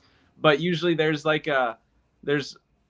my mom doesn't like anything bad to happen. So if anything bad happens, if anything's going in a scary direction, she all of a sudden goes, it was all a dream. And that's basically how the prequel or the sequel trilogy went. They were like, we're going to set up this. And J.J. Abrams was like, I have these ideas and these ideas and these ideas. And Rian Johnson was like, yeah, but it was all a dream and nobody remembers that. We're not going to deal with that. This is my story. And then J.J. Abrams was like, no, that was all a dream. I'm going to do this. Yeah. That's how the prequel trilogy went. I think if they would have given it to JJ and the whole trilogy and said, JJ, regardless, good or bad, said, JJ, you got the next 3 movies, give us an outline. Oh, 100%. I think it would have been so much better. They much could have better. given it literally to anybody just to do all three, because they would have had to think of the beginning, middle, and end. Yeah. If one person was doing it, but because they decided to give it to 3 separate directors and just say like, hey, we have no idea where this one wants to go, you do whatever you want. Yeah, just wasn't gonna. They set it up for failure. If I walked into a studio with a script, and they read the script and they said, "Oh, what happens after he hands him the lightsaber?" And I go, "I don't know." They go, "You're fired." Yeah. Right. But because it's a big incestuous Yeah. studio where they're all like, "Well, we have this person and this person, and I trust them doing this thing," you know, they're allowed to get away with it, but I can't get away with that. Like, that's crazy. You know, I just think it's crazy that this is where billions of dollars are going. You know, we have billions of dollars in movies and nobody's creative. Nobody knows how to the fundamentals of writing. Writing 101, write the ending first, then do beginning, middle, and end. Yep. It's crazy. This brings up an interesting topic, because I wonder if part of the reason we have such lackluster writing now is a natural consequence of what happens when you have people growing up watching good movies. Essentially, everyone in the film industry is a super fan of whatever movie they're making next. Right. Yeah. It's all fan fiction. And the problem with fan fiction or fan fiction writers oftentimes is they don't understand what actually made the story work in the first place. They know they like the characters. I like the world. I like this. I could write a Lord of the Rings book, but I'm not Tolkien. I don't understand how the story works, or I don't understand story structure. We found that out from Amazon. What's that? I said, yeah, we learned that from Amazon. Yeah, 100%. Yeah. Thanks for showing us, Amazon. I think what's his name? Ryan Johnson is the how do I say? He is the epitome of what happens when a fan gets a hold of a franchise. He is the ultimate fan fiction writer. Well, unfortunately, there's a lot of bad fan fiction. Well, let's even bring this back to the animation topic and what I was talking about before, which was the Pendleton Ward problem, right? The Pendleton Ward issue with the animation industry. You think of She-Ra, the Netflix show She-Ra. Mm-hmm. Well, the girl that they handed that show to, or the they them that they handed that show to, I can't remember. So the person that they handed that show to was like, "What's He-Man? What's She-Ra?" And but the thing that they did know was they wrote lesbian fan fiction of Sailor Moon when they were in high school. And so they couldn't give her Sailor Moon to make her own Sailor Moon show, but they said, "Oh, but we have She-Ra. So just take She-Ra, this beloved thing that we have, and make your show." And she's like, "Okay, well, I'll just make She-Ra my Sailor Moon lesbian fan fiction." And that's how we got She-Ra and the Princesses of Power. It's a disaster. It is an absolute disaster of like where writing is at and how nobody respects properties anymore. I mean, the new 2011 Thundercats series was written by people who intimately knew Thundercats like I do. Mm-hmm. And they were like, "We're not remaking Thundercats. We're making it our own thing. But here's all the things that we love about Thundercats into this new Thundercats story that's with the same characters and the same Easter eggs and the same everything. But we're not looking to do it again. We're looking to do a love letter to it." And it was one of the greatest reboots of all time. Yeah. See, to me, that's where like the difference, like we're kind of bringing more of this kind of back into play here, is like when you're talking about writing, just because you're a fan of something doesn't mean you know how to write for that thing. Correct. Ryan Johnson. Sorry, dude. You might be a Star Wars fan, but you don't know how to write. Then you look at like somebody like a Dave Filoni, who I feel like is that Thundercats thing for you. Like you're talking about like 2011 Thundercats. That's how, in my opinion, I see Dave Filoni and like Sam Witwer. Right. Is they're the guys that are like, hey, this might not be George Lucas necessarily, but we're not here to bring you stuff you've already seen. We're going to try to bring new things that are going to try to pay homage and respect what George Lucas has already set forth, and try to maintain as much as we can the lore and different things that has already been set there as respect. That to me is is an example of a good writer who is also conscientious Mhm. of what's previously been done and is a massive fan of it. You look at Dave Filoni and Sam Witwer; they're two of the biggest, if not the two biggest, Star Wars nuts out there. You know, like I don't know. I like seeing them create stuff. I think it's fun. I think the awesome. biggest problem that you're running into, and this is what you guys are talking about, is the fact that people are not learning how to actually write. Yeah. People need, like, these people most likely are not actually reading any books, actually studying literature, because they actually have to understand how a story is written. And there's a lot of really great books out there on like how to think through like storytelling. I mean, A Hero with a Thousand Faces is like, I mean, well, the guy, like, I don't agree with the viewpoints, but like the general premise of that book, like, I think that any of these people writing should be like, that should be like mandatory reading. Like, going, okay, how does like any of these sort of stories come into existence? Because if you have like an actual understanding of writing, then you're going to go and you'll at least have a compelling story. Um, Even if like acting isn't the best, or even if like directors don't hold up everything, like the bones and the skeleton is there, and that's what you need more than Mhm. anything. Oh, absolutely. Yeah. So that's what I would just say in general, because I mean, again, whenever creators actually, like any of these filmmakers and such, when they take stories that like actual books that have been written and things like that, and they follow the books and they follow the general like skeleton of these books and actually do what the skeleton of the books is, it works well. A really good example of that in my mind, like, I don't know your guys' opinion, but like for me, as someone who read Ready Player One and then watched it, there was a lot of stuff they couldn't do in like film that they did well, like that they could do in literature and they could explain in literature, but the way they translated that into film to me worked really well. And they kept the skeleton there, they kept all that stuff there, and it made for a really enjoyable film as a whole. Yeah. And it's always going to be hard, obviously, to like make it a complete, like exactly like the book, right? Because like you said, there are things that you're not going to be able to do, but you can still, like you said, follow the skeleton and still add your own creative thoughts and little nuances in the movie that it's like, oh, that's a Ryan Johnson thing. That's a JJ Abrams thing. That's a Michael Bay thing. You know what I mean? Like all these Yeah. different ways that you can still incorporate your style into these movies. But like that's why, like for me, I have a lot of fun like Star Wars ideas that I think would be really cool to see. Would I ever want to write and direct? No. Why? I'm not a writer. I never have been. I never will be. And I know that it would probably end up horrible. Would I love to give my ideas to these guys? Guys, I got this idea. Here it is. Now you take it from there and do what you want. Sure. But I will never ever write or direct because that's not me. Yeah. Well, You know what creator actually was very successful with a lot of that stuff is roll doll books to movies. Because if you actually look at Roald Dahl and the way that he writes books, it's whimsical for children, but it's also very dark. And every single movie that was good, that was initially a Roald Dahl movie, actually doesn't follow his formula very well at all.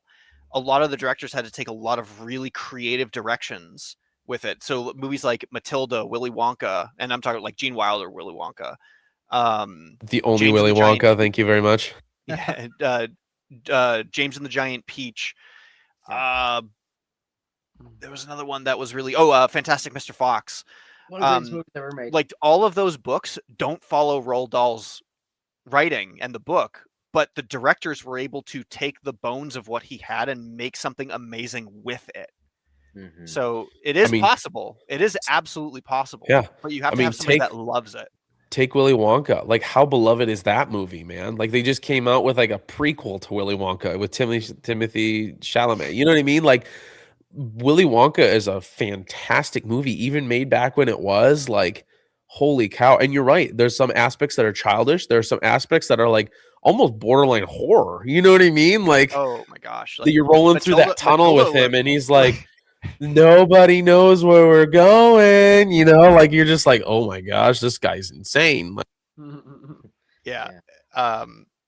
But it is just the way that like when Ian's correct that you do need the fundamentals of writing in order to even know where to begin with writing something good. I mean, even let's start, like Brandon Sanderson, right? The Wheel of Time series. The Wheel of Time series was very famous for like, oh, this is amazing, and then the writer died, and then they tried to finish it for him, and it was a disaster. And then Brandon Sanderson came and finished it, which is what made Brandon Sanderson so famous. Was like, oh, he actually finished the Wheel of Time and made it good because it was dying and it was going to die. Yeah. Great. And Dune. Right, Dune, the first 4 books, and then there's 4 books to Dune, and then there's no more because he died and his son finished the last one, and then they kept making Dune books, but like they just didn't get Herbert's view of it, and so it's there's weird aspects to it. Same with like Tolkien, right? Like Tolkien has like nobody's been able to write Tolkien after he died. Like they tried to like preserve what he has, and they tried to embellish what he had left over, but nobody can actually write him. Right. Yeah. Right. One of the things I want to talk about too, as we kind of move on for sake of time, is how does because we all here, our faith is super important to us, and especially in the different things that we do. So like how does your faith affect the way, like for you, Andrew, like the way you write and the way that you draw your art? How does that affect the way you do those things? Yeah. So I grew up on a lot of artists who like to draw women. That's like I love female pinup art. I love stuff like that, but it's hard to toe that line of like, okay, I want to draw characters that are like I draw a lot of cheesecake, you could say, right? And how does that translate to my faith, and how can that make a picture of what I do? Well, I don't draw anything risque or gross, like I'm as no porn, like zero, no, that's off limits. No, I have a line in the sand that's like, I will not cross this. And but sometimes when you want to tell a story about the real world, which I do, a lot of my stories are very based in reality and the harshness of what we actually exist here in real life. And a lot of people that I talk to understand where I'm coming from with this, is you have to write that stuff. If you want to tell a story that sounds authentic and true, you can't make God is for real or God is not dead. Right. Yeah. Like that kind of media is just like disaster media and built up with straw men and easy for us to push down. It's like no. In my you need book, something people can relate to and ground to. Yeah. Like in my book, I have a lot of friends in this world that are atheists, and I have conversations with them all the time. And I've actually talked spoken about the gospel with them at work, and it's fun because we have a respectful conversation together because we understand each other. We built that relationship first. But because I did that, I understand the atheist worldview. And that helps me with my writing because I'm able to talk to them without setting up a straw man with an atheist character or something. But my atheist characters, they curse, they have sex, they do drugs. I have to put these things in my book because they have to have something to relate to, not because I'm like treating them with kids' gloves, but because this is the reality of our world. We do not live in a clean world. We live in a sinful world. And in order to tell a proper story about overcoming sin, you have to include the sin. I just don't go over the line where I am also sinning telling that story. Right. I think Tolkien did an amazing job with Lord of the Rings, where he explained sin as the ring, like the ring itself was temptation. Yeah. And you saw men fall to the ring because men are sinful in their hearts, and they desire that sin. And it takes the strength of a fellowship to overcome that sin. That's why they work together to then bring, the ring to Mount Doom to then cast their sin away and give up that power. And so throughout my book, you'll see characters that are fundamentally my shadow traits, like who I could have been if I did not have Christ in my life. In fact, I named that character Shadow, right? That like it's not a cute dark edgelord name that I named him. Like I named him that because these are actually the shadow traits of myself and the characters that that he's with. And so he is my example of this is who I could have been. The main character is who I was, and there's a mentor character of who I want to become. And then I have my Galadriel, has communion with the Fellowship before sending them out of Rivendell scene, where I have my character Odd, who Odd is like one of my favorite characters to write because she's the most wonderful sweetheart, but she is very deeply faithful. Like she is very I am unashamed of my faith character.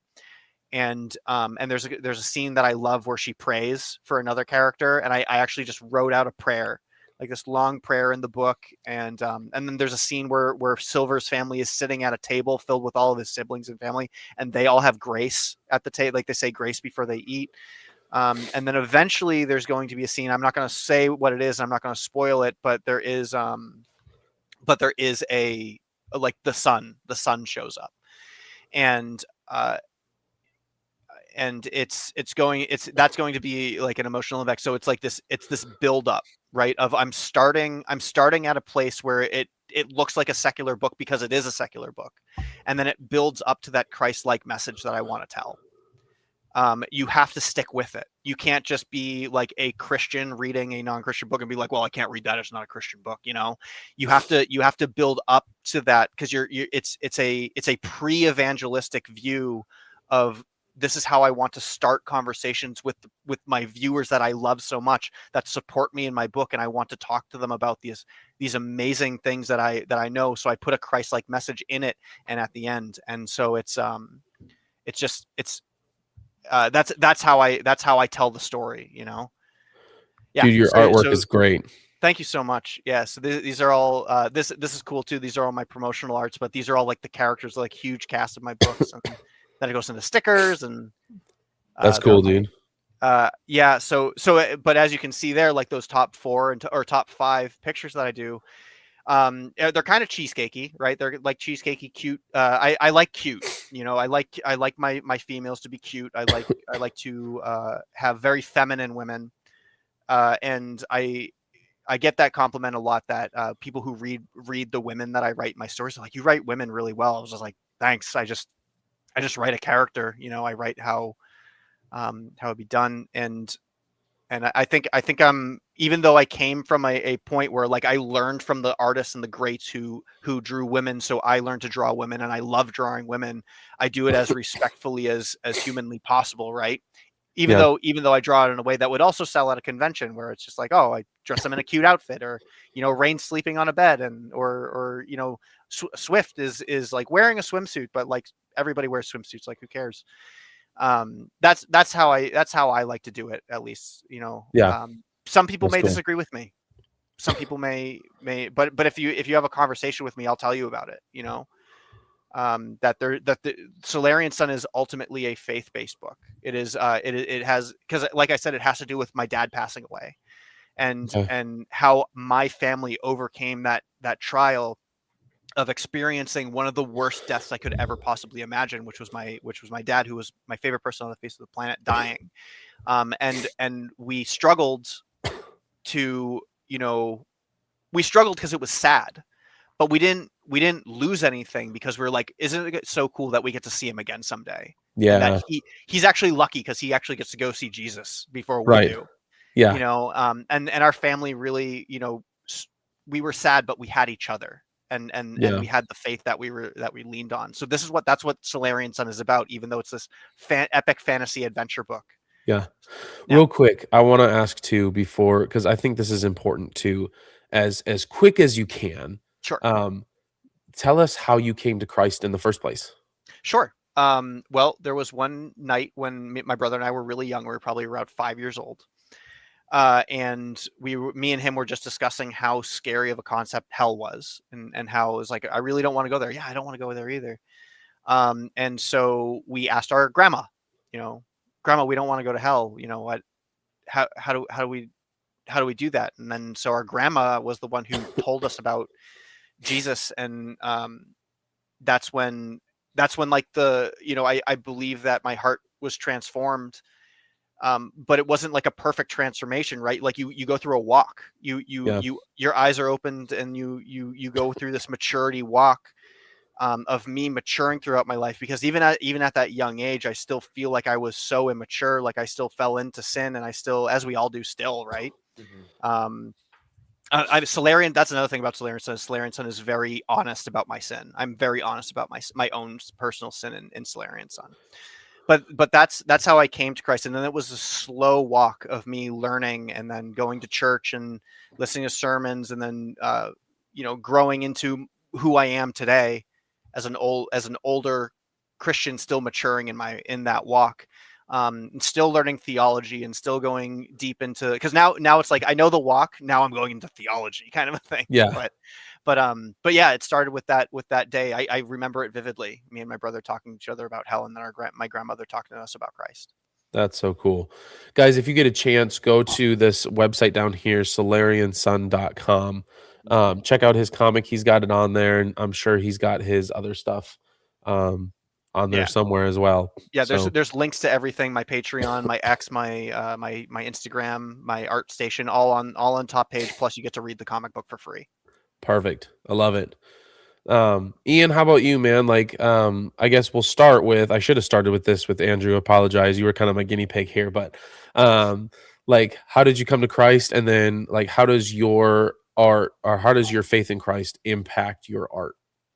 Yeah, I mean, I grew up in a Christian household, and so like there's always been that side of it where I mean, yeah, it was always part of my life, but I would say like when I was young, I had uh like decided I wanted to make a faith commitment.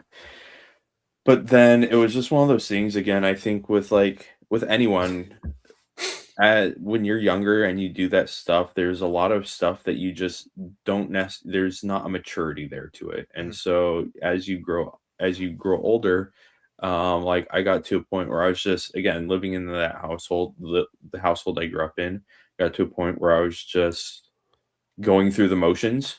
I didn't necessarily have any real personal relationship with God.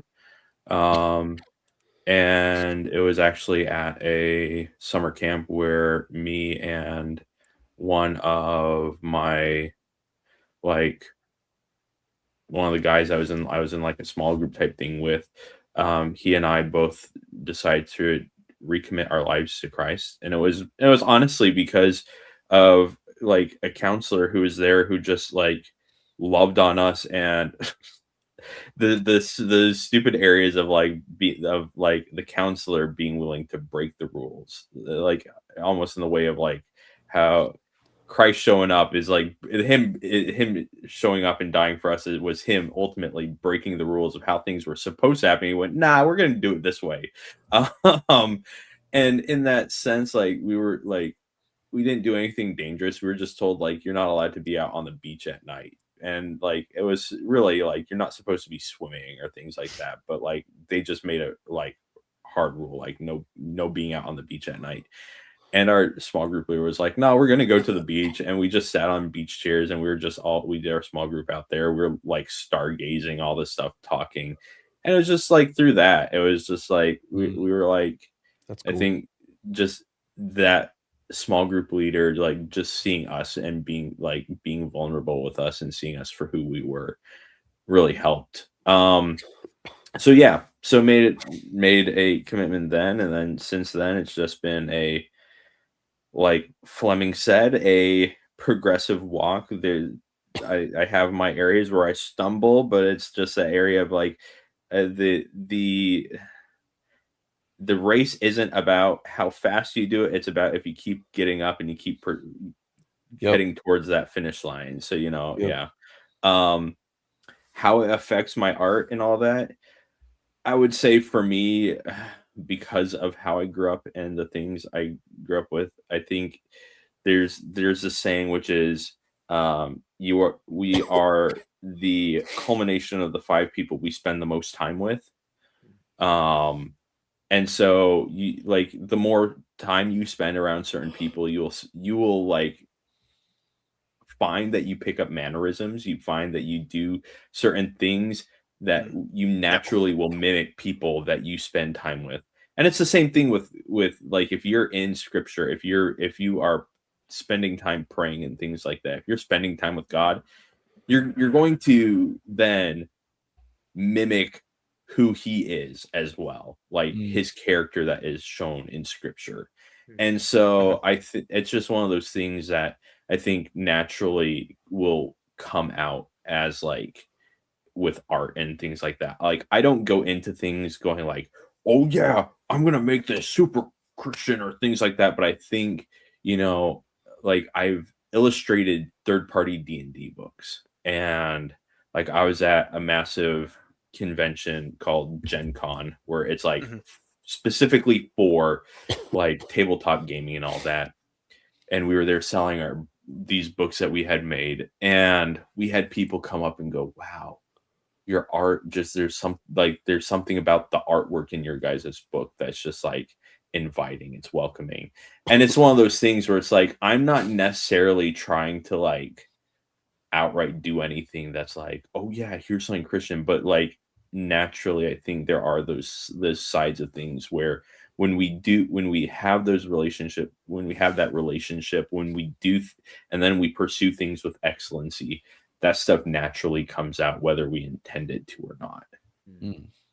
And it's just one of those realities as creatives, as like artists. If you are someone that like, if you're just someone who all like, again, Fleming and I both follow and like no, like one of the artists that we both are aware of, like, and we enjoy is there's an artist named Reich. Yeah, Ronaldo Quintana. Amazing artist, but it's one of those things where it's like he's one of the best artists on the face of the planet, easily, hands down. A master of anatomy. Yeah, but he very, yeah, the way you can tell like his like this view on like women, while he might love them and appreciate them, there's also very much this view of sexualized. Yeah, he's an erotic artist. Like at his base, he's an erotic artist, and that's how he got his start. And so it's one of those things where it's like again, sweet guy, but like it very much comes out in his art, like those views, whether he intends it to or not. It's funny though. It's funny though because he doesn't, now that he's more professional, he doesn't do the erotic art as much anymore. It's more cleaned up because he works for Capcom and stuff. So it's easier to follow him now. Yeah. But yeah, so I would say it's all that sort of stuff. Like it will come out, and like as you are like, as people write, if they are like those who are writers, as they write, they will naturally create stuff that in some ways points to a creator if they are in relationship with the creator, is what I would say. That's good. So for me, it's all about doing stuff with excellence, therefore, and stewarding the gifts that I've been given. Doing it with excellence. I like that. Tell people where they can find you. I got your Instagram scrolling at the bottom here. Yeah, at artful_thinking on Instagram, X. You look up Ian Lammy, IANLAMMI. You'll find me most places. Yeah, he's got an easier name to find than mine. That I am legitimately the only person on this planet with my name, because my last name did not exist up until about 3 or 4 generations ago. Dude, did you? I have the bet. There's even somebody with my middle name too. You can't even look me up by my first, middle. Oh, my middle name is also not normal. My middle name is Gerald, spelled Jarold, because it was a mixture of my grandfather's names, James and Harold. Yeah. Dang. So it's one of those things where like, yeah, I am very easy to find. The government's gonna find you immediately, boy. We're all one big crowd. Andrew's just walking around like Assassin's Creed. Nobody can find him, and then Ian's just got the big spotlight on him everywhere he goes. Like, just there's so many Andrew Flemings. Oh man, I love it. And I guarantee you, I am the only Ian Lammy in Japan as well. Are you sure? Watch, that's the one place there's another E in Miami. Oh man, that would be hilarious. Crazy. That would be wild. Out of all places to find it, right? Yeah. As we kind of wrap up here, I appreciate you guys being on here. Kind of bringing it back to animation. We'll kind of end with this. What are some animation projects you guys would like to see going forward? What are some things you would like to see happen? Tell you an animation project that I just found out about that I have no clue what to expect from it, but I'm kind of excited about is the new Scooby-Doo Go-Go Mystery Machine or whatever it is.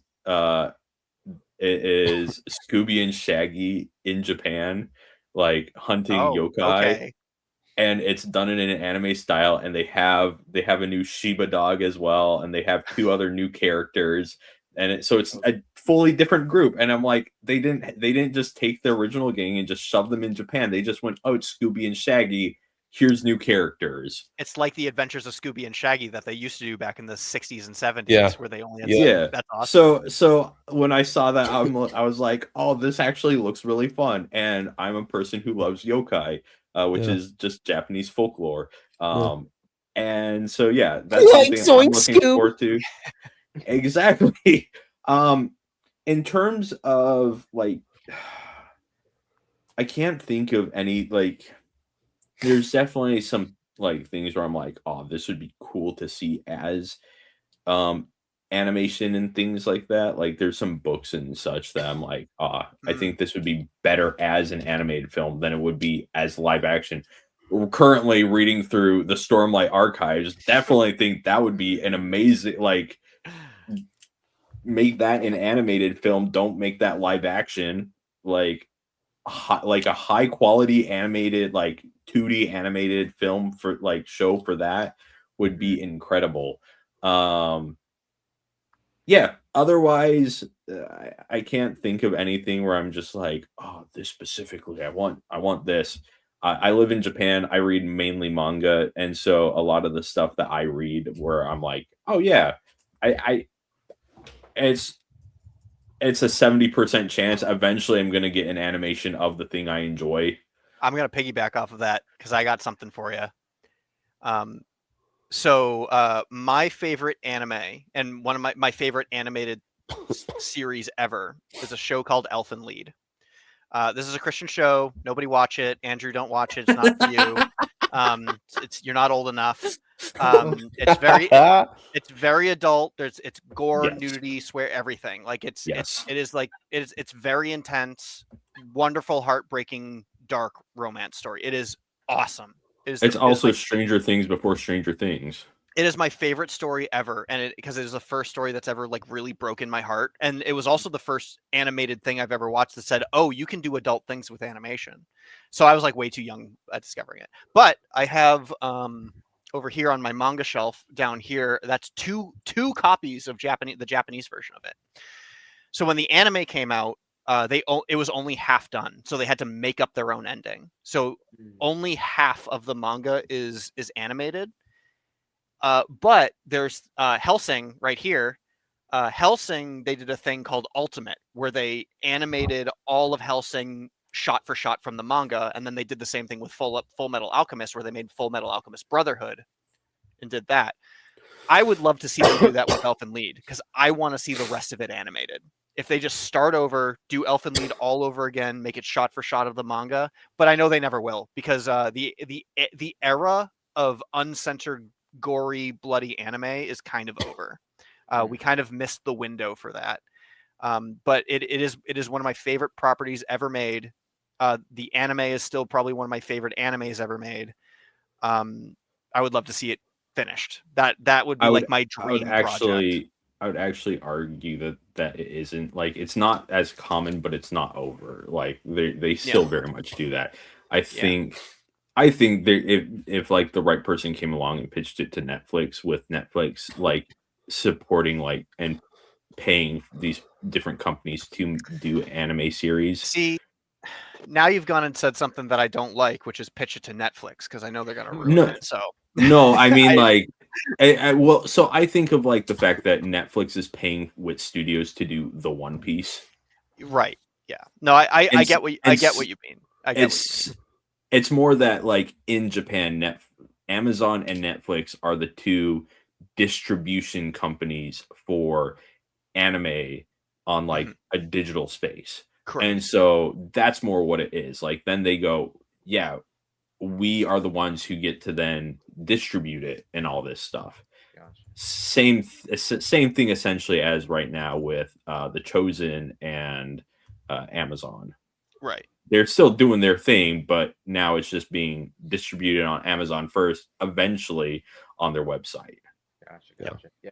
Yeah. So that's my short answer. Yeah, I want to piggyback off of what you just said about Netflix because an animated project that I really wanted to see is the Redwall series. I knew you were gonna say that. Yeah. What as is it? soon as I saw the topic, I was like, he's gonna say Redwall, and I agree with him. But 100%. So the Redwall series is a 22 books series with Mice with Swords fantasy series. There was an animated like a series Reapy Cheap. What's that? Like Reapy Cheap? Better. Because I love Reapy Cheap. I'm not gonna lie. It's epic fantasy. Then you'll love these books, Morgan. They're incredible. But anyways, that's actually the animated series. They made 3 seasons of it. Is what got me into reading in the first place. But Netflix bought the rights to all 22 books back in 2020, and they were working on a film and an animated series. And just like 2 weeks ago, they announced that it was canceled. And so I'm very heartbroken about that. At the same time, I am also grateful that it got canceled because I'm pretty sure Netflix was going to destroy it because a lot of modern people don't like the Redwall series because it's very black and white.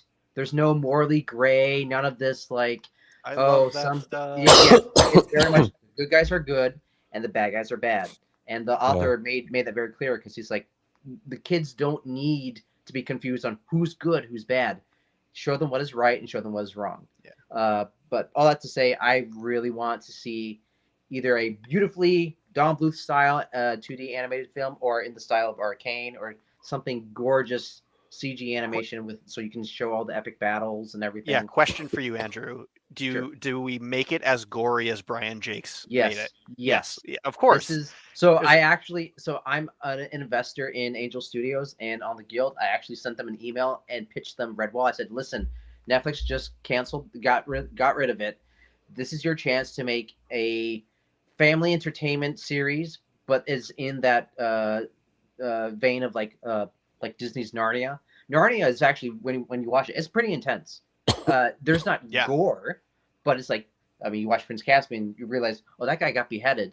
Like all you see is the helmet roll away. But there's I think a niche for family entertainment that is intense for the older audience. I think Redwall would be perfect for that. And it's got Brian Jakes was Catholic, so it's got a lot of Christian elements and morality to it. But yeah, again, I mean, the fact that the backdrop of the whole thing is an abbey. That's also true. Yeah. Oh yeah, that's right. Yeah. Redwall Abbey. But yeah, so hey, that's what I was saying. If the fact that they're an abbey, that means that they're Christians in this world, which means that there was at one point a mouse Jesus. Yeah, that's Martin the Warrior. Martin the Warrior. Yeah. But anywho, that's what I would really like to see is the Redwall series. It's a good answer. I want all 22 books because my favorite books are some of the last ones of the series. If there's any Redwall fans out there, Hyrule Lane is one of the best books out there.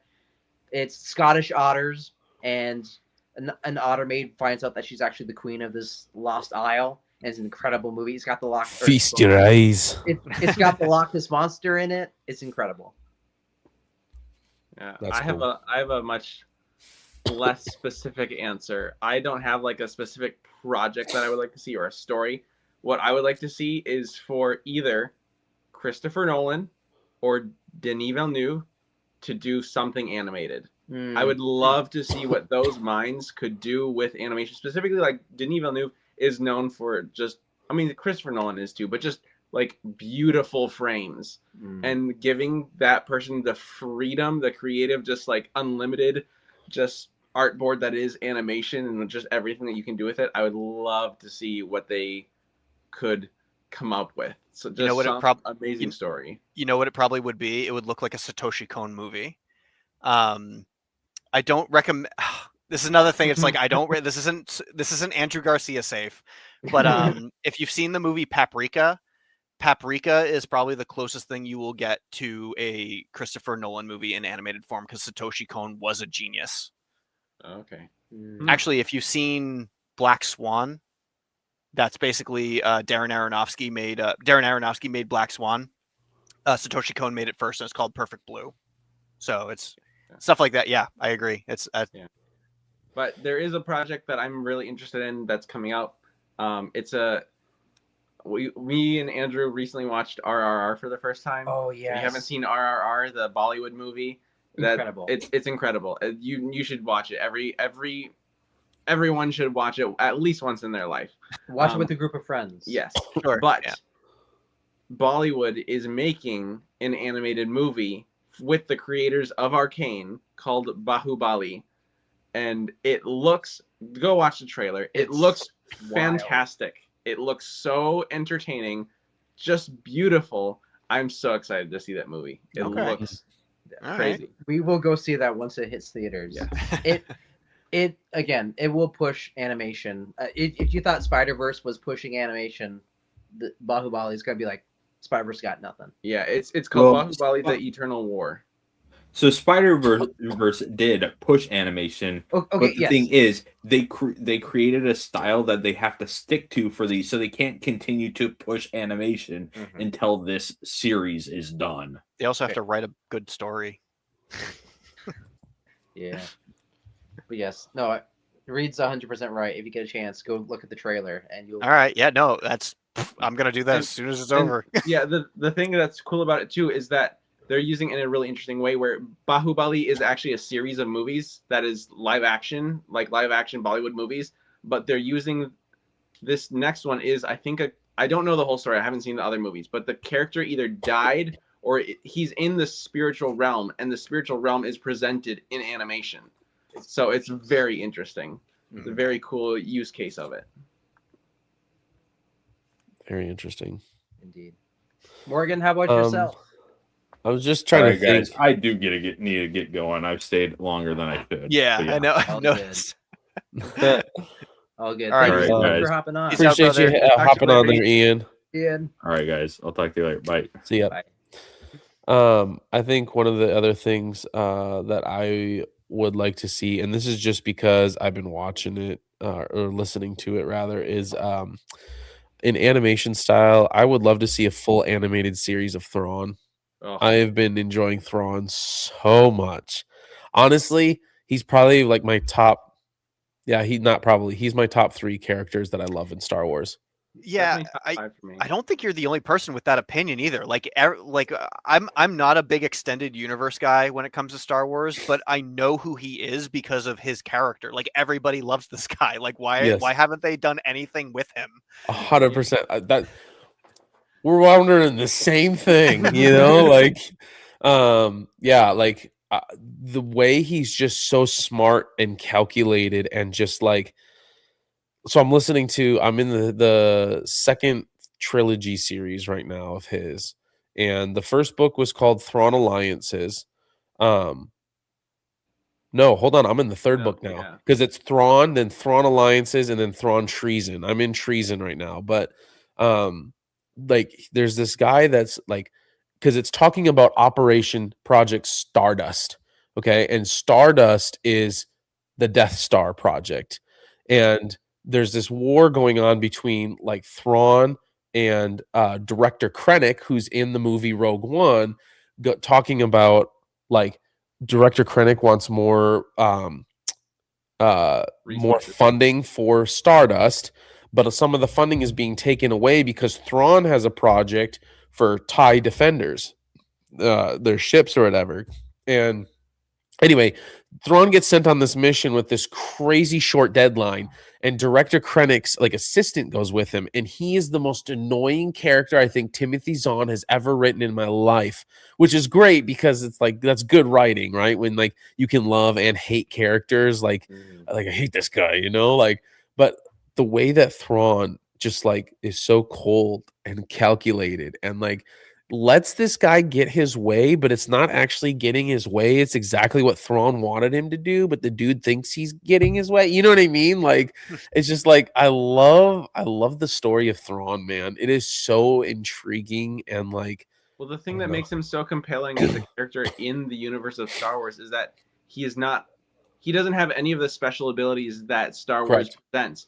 He's just a smart like person. He doesn't have the Force. He doesn't even understand. Like he's kind of like freaked out by the Force and all that stuff. 100%. He's just a smart character. Yeah. And there's nothing else special about him other than just he pays attention. He's observant. He's just so well written. He His is. character's just amazing. He studies people and art and knows pretty much everything about them based on their art, based on the type of like their race's art. Like so like if he's going to go to war with somebody or battle somebody or even talk to somebody that he's never met before, he'll spend the time on their way there looking and observing all of their art. And he can tell you based on that what their culture is like, and based off what their culture is like, what this person's probably going to be like based on the position they have inside that cult. Like he just like goes down this rabbit hole, and so he's always like 4 or 5 steps ahead of everybody. And it's fun because he'll talk to other commanders, and he'll basically play like a mind game with them. Like, what do you observe about this? And like he already knows like what's going on, and like he'll kind of question and walk them through the situation, and like they'll be like, well, because of this means this, and he's like, very good, you know, like all right. So then he'll start asking him another question. It's just like, oh, I just love his character so much. Oh, so good. But I would love to see like a full Thrawn, like from beginning to end, through the Heir to the Empire, like from before Heir to the Empire and like the Ascendancy trilogy to the Alliances trilogy, through Heir to the Empire, and then there's like 2 or 3 books afterward that I would love to see a full Thrawn animation done for. So nice. Yeah. Sweet. But Andrew, do you have anything else for this evening? No, I think that's about it. Unless you have some rapid fire animated projects that you absolutely hate and think are overrated. That we absolutely hate. Yeah, It's- Steven Universe. Don't even get me started. Has Been Hotel, Hell of a Boss. Minions. Anything Minions. I do like Illumination Studios, though. I think they're very talented animators. They don't. I just like make them- the- they don't, I they just like- don't make the best movies. I like the first Minions. After that, let's stop making Minions. I didn't even like the first one personally. But Was it the first one or the second one with Vector? I really liked Vector. That was Kiss your tiny toilet. that's the first Despicable Me. Yeah. Despicable Me. That's what it was. Despicable Me. I want the first Despicable Me. Despicable one Me was was a good film. I agree. It's very charming. It's very fun. Yeah. But I don't really have any like animations that I like hate.